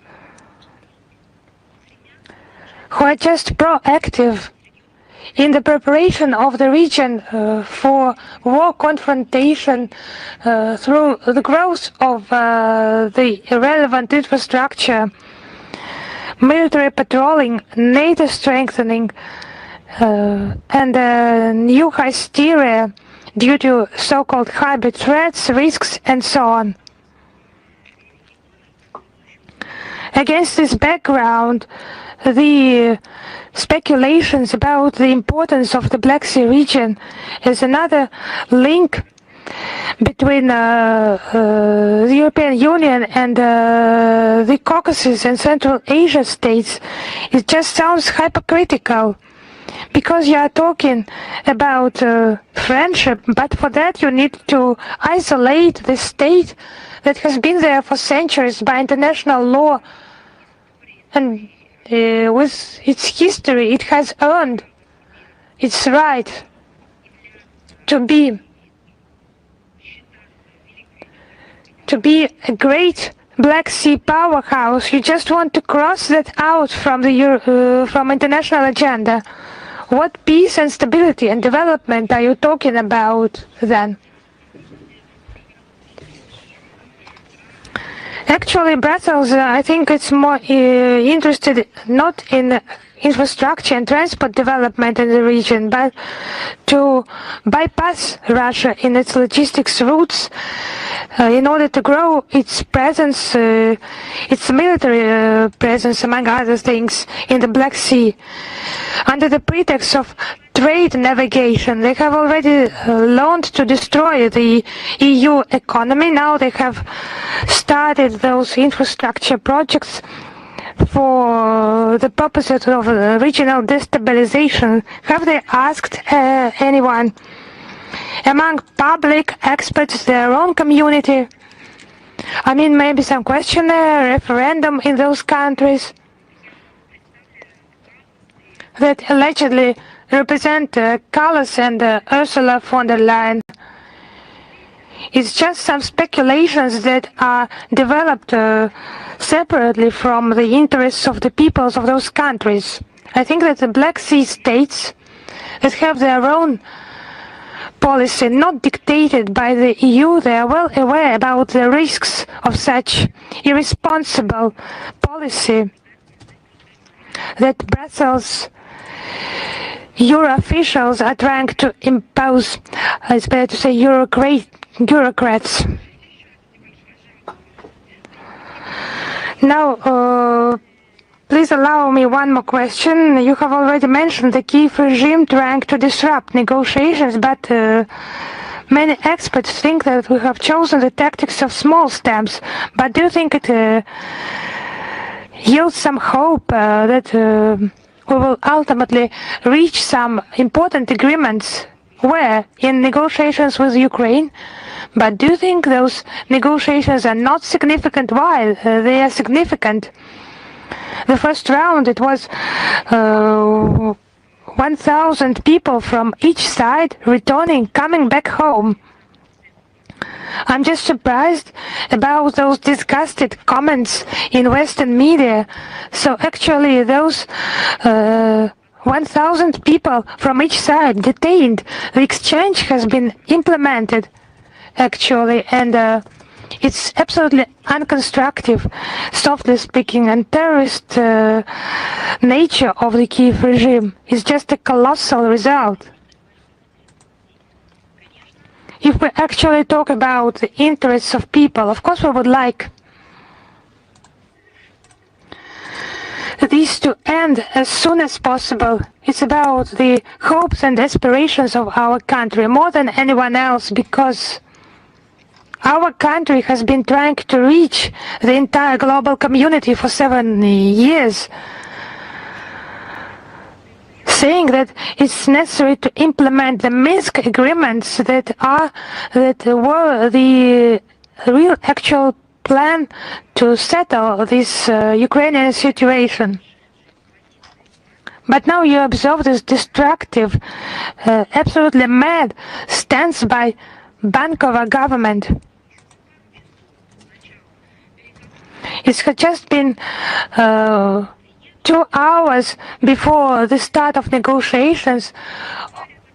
On Bankova, there was a hysteria that they have sent wrong people, that we will not talk to them, you have not demonstrated something. It's just a new hysteria every time. In these conditions, we just need to highly assess, positively assess the achievements of those negotiations. Now they cannot say anything positive on Bankova. Just start the implementation of those agreements. Instead, there are just accusations, some other new lies.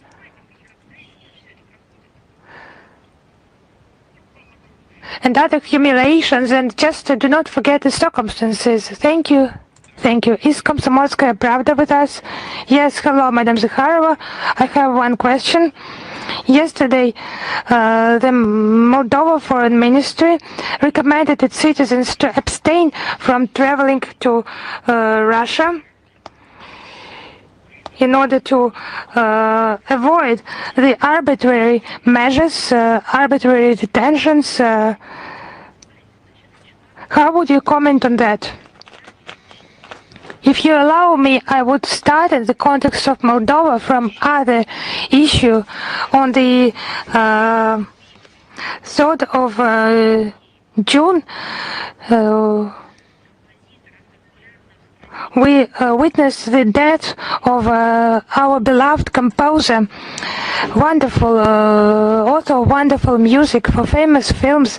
He passed away. He was 80 years old. This people's artist of the Soviet Union, Eugene Doga, is an outstanding figure in the history of Soviet, Russia, and of course Moldovan music culture. His works, they have received global recognition, and his input is immense. His music sounded in cinema, in theater, and during Olympic ceremonies in Moscow and Sochi, at major concert venues of our country and abroad. He was the author of dozens of orchestral and chamber works. His waltz, My Affectionate and Gentle Beast, from a hunting accident film, it is among the world's musical heritage.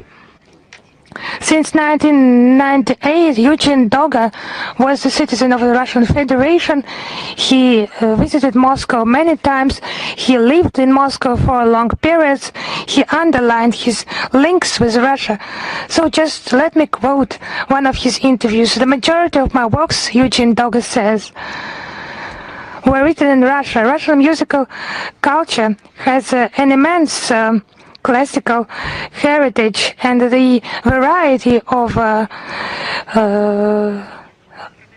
traditions have a great experience, great performance experience, and they have been formed under the influence of this immensely rich culture. It has become a nourishing source for my works, for my entire life, and has become part of my ethnic culture. This combination gives my music its special nature and makes it clear for a wider audience. These words, they just do not characterize only his works and his traditions, but those words should be left in the pages of modern history, in the articles of our modern interactive schoolbook, where they write about the cancellation of Russian culture, Russophobia, some Nuremberg ambitions to stifle the national identity,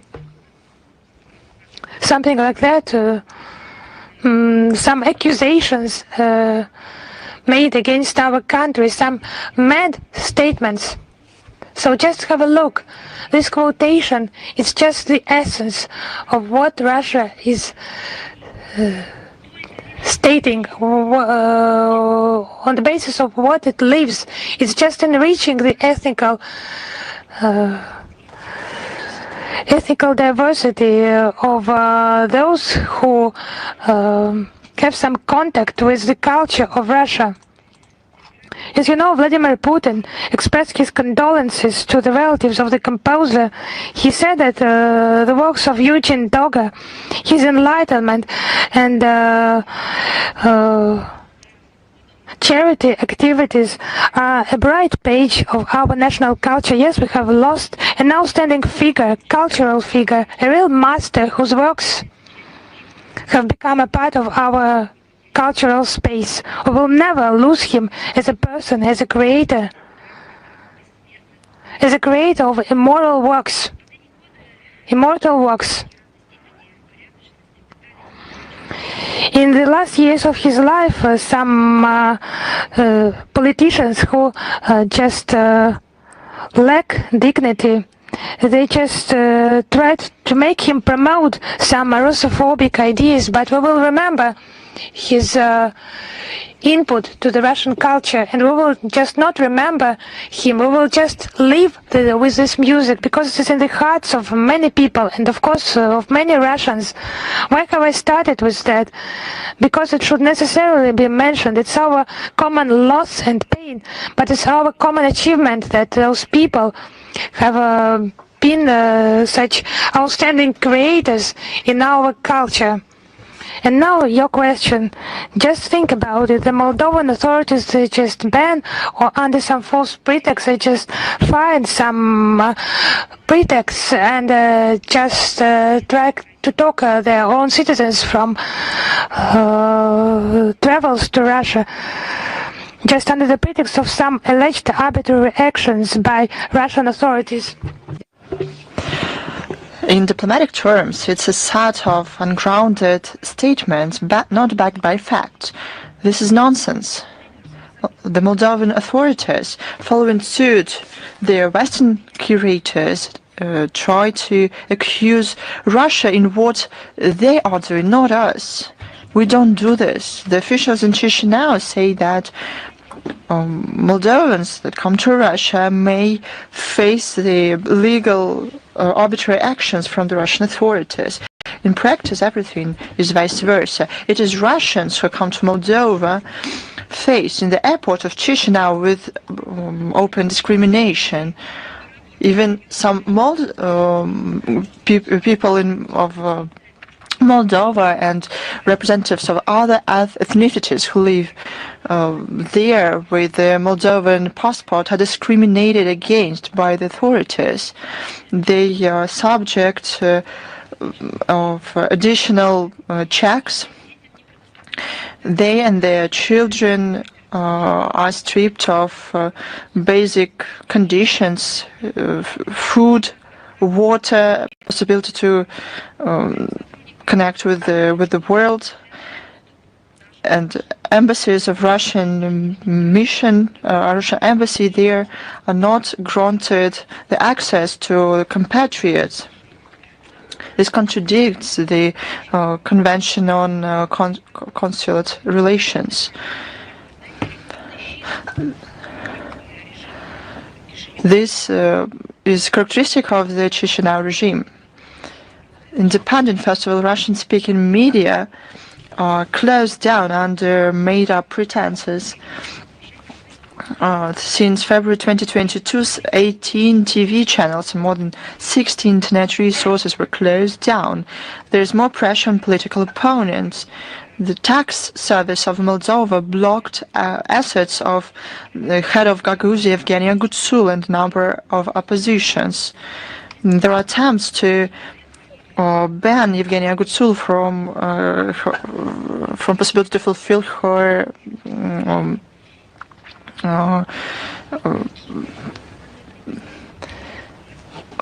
her work. It was not Russia who did not give people in Moldova to vote. Remember the lines that we had here in Russia. But it was the Moldovan authorities who did not give this opportunity to their own citizens. People want to have this right to vote. It's granted them by the Constitution. But people who come to Russia from Moldova, they are interesting and they are always welcome here. Russia has become a place where they studied, worked, or arrested. And this warning, I'm sure, it was laughed off in Moldova because a lot of people from Moldova come to Russia. Indeed, we have our own requirements, customs, and border checks, and they're effective, and they apply to not only to the people from Moldova, but every country has such rules. But they came up with the idea that Moldovans cannot enter Russia freely is absurd. Moldovans, those who visit Russia or live in Russia, or who have some friends and relatives in Russia, won't allow Chisinau to strip them of huge possibilities that cooperation with Russia opens for them. I would like to note that Russia's MFA on April 28 sent a note to proposing to hold bilateral consultations on set of issues to do with border transition of the countries of the citizens of the countries. The consultations now will give an opportunity to discuss mutual problems, express criticism, but the Moldovan side did not respond to it. That is it. Citizens of Moldova should know what Sandu thinks about them. When we propose to go through the concerns or issues at the expert level, there is nothing. Probably now they are going to write something back, but we haven't heard from them since. Is Xinhua with us? Good afternoon, Madam Zakharova. Xinhua Agency. I have the following question. Recently, Russia started to show an animation film, Nezha, the Devil Boy Conquers the Dragon King. Do you plan to watch this film? Recently, Russia and China has been cooperating closely in cinema industry. What role, in your opinion, belongs to the cooperation in filmmaking for cooperation, mutual understanding between the countries? As you said, Russia-China cooperation in filmmaking has been developing gradually and dynamically. This track is in the focus of attention of our leaders.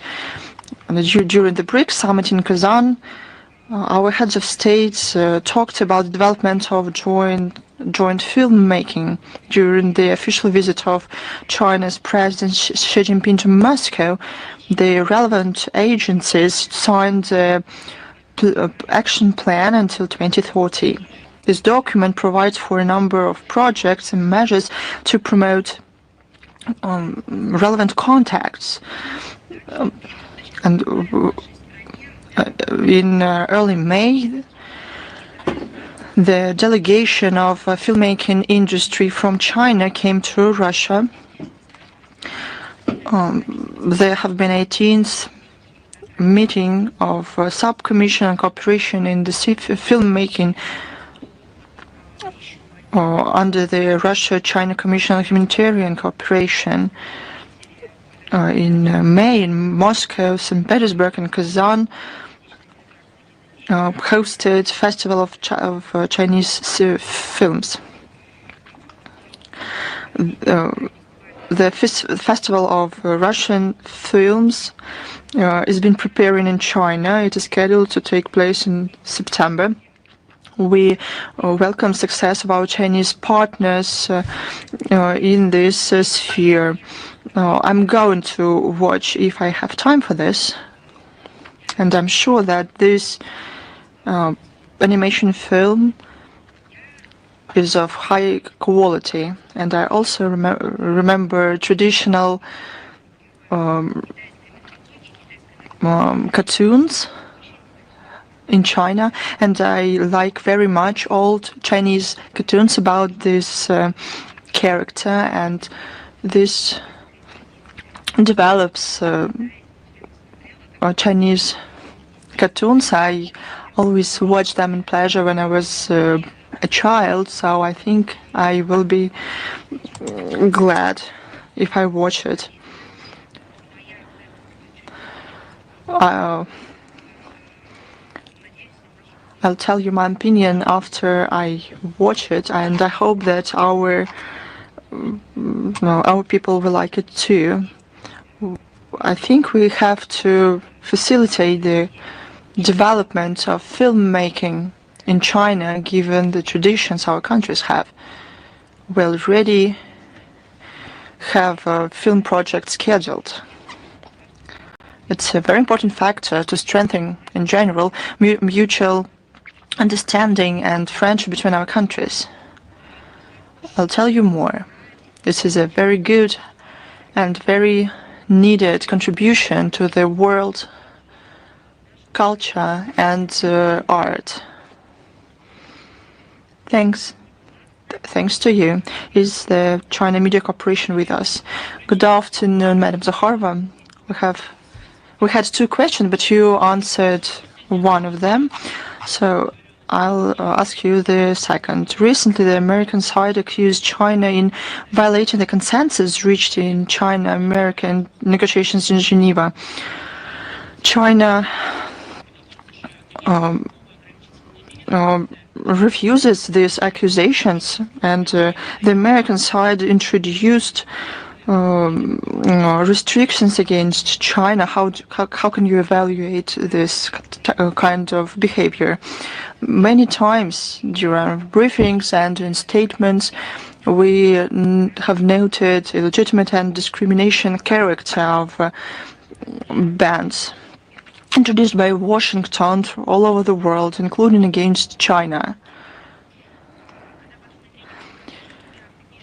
When such differences occur between major economics of the world, and it is a part of a strategy based on force.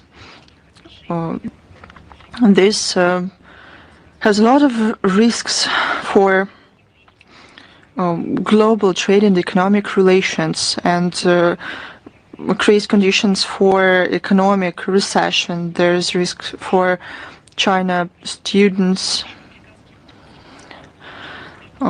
Some visas have been revoked for Chinese students.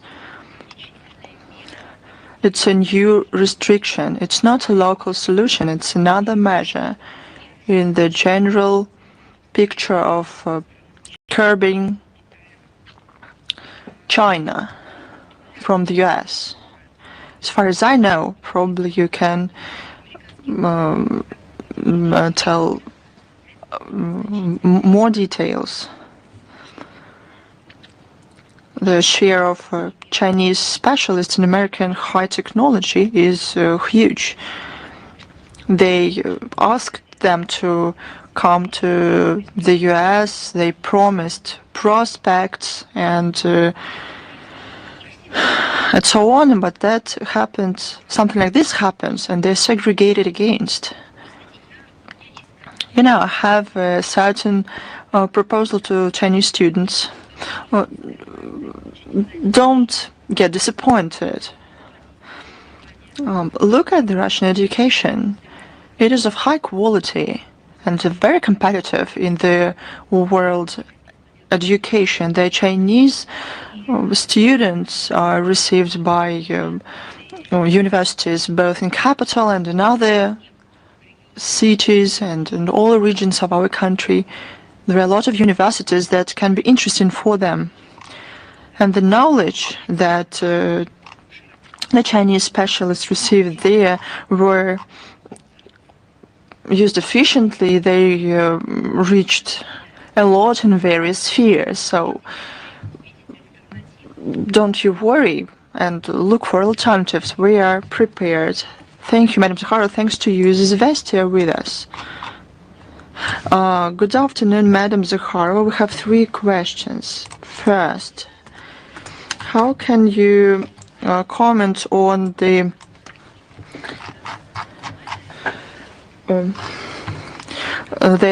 Charlemagne Prize awarded to Ursula von der Leyen on May 29th?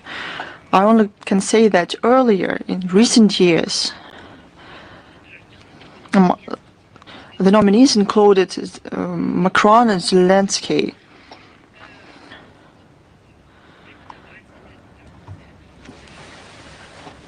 When teachers or medical workers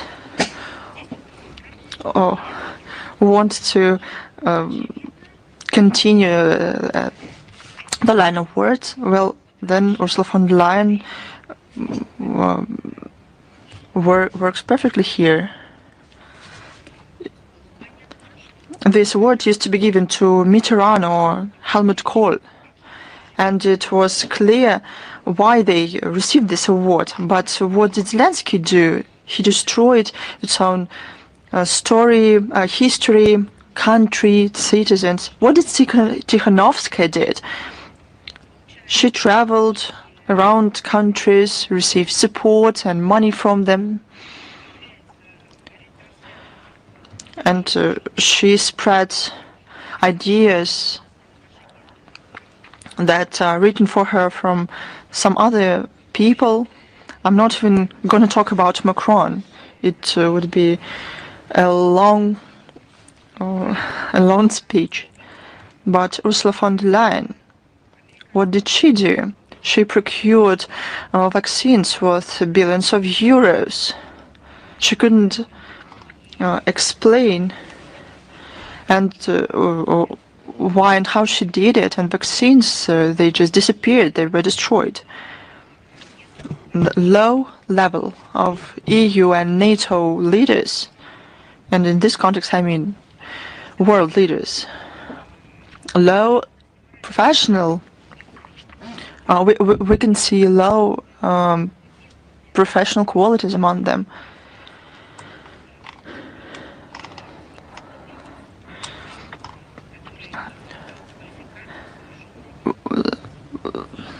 The court ruled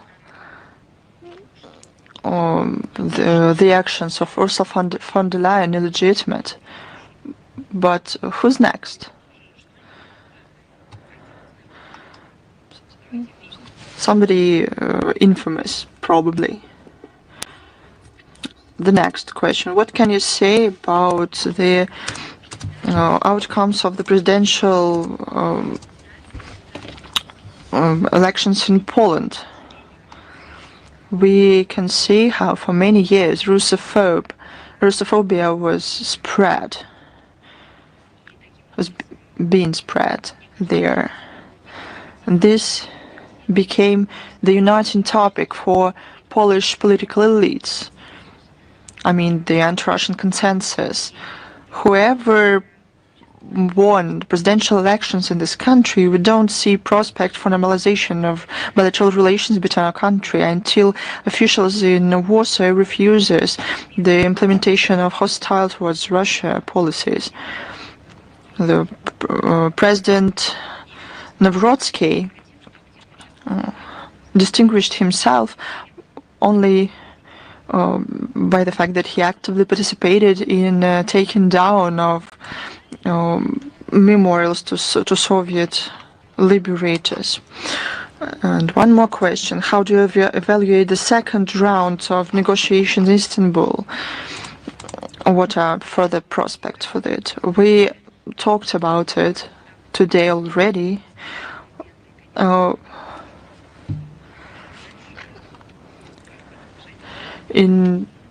There's a team who deals with this, and we will keep you informed. Thanks to you. Is news.ru with us?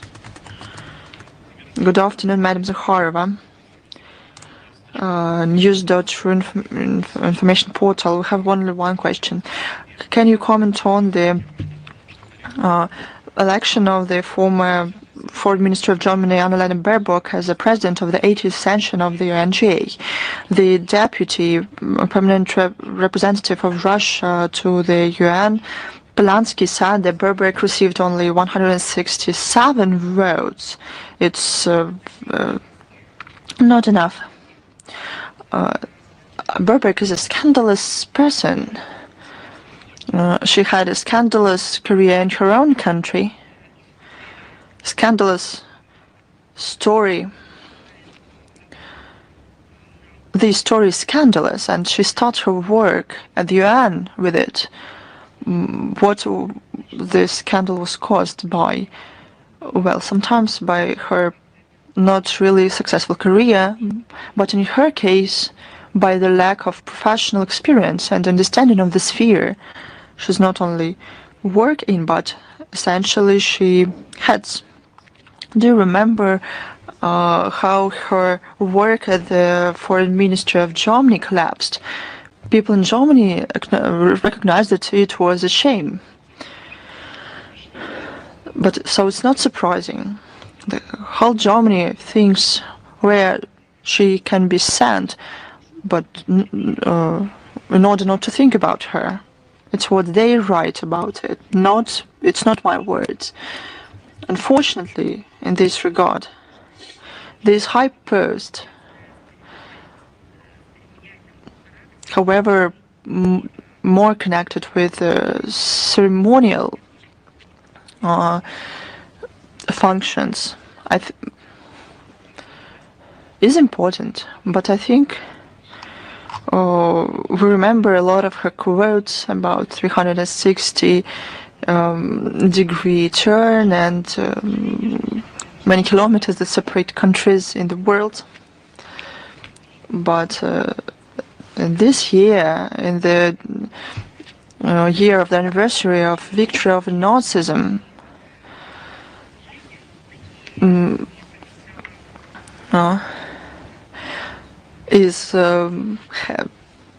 the UN is headed by such a person. All of this, unfortunately, harms the image of the United Nations. But what's more important on its work, I'll tell you one more time. The position of the President of the UN General Assembly is a ceremonial in nature. Usually it coordinates the work of the UN General Assembly.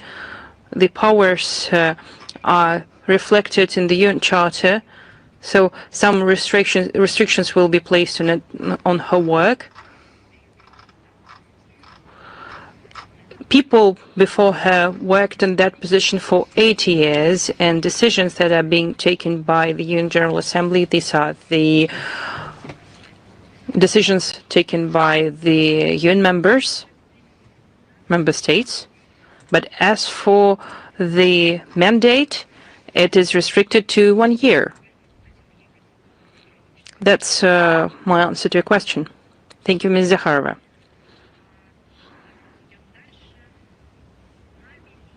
Moving on, Большая Asia, Greater Asia, please. Hello, Ms. Zakharova. Today we have one question for you. The Russian Foreign Ministry has been upholding the interests in Central Asia, but we see that China is gaining ground in this region. It's developing its own platform within the system of international affairs.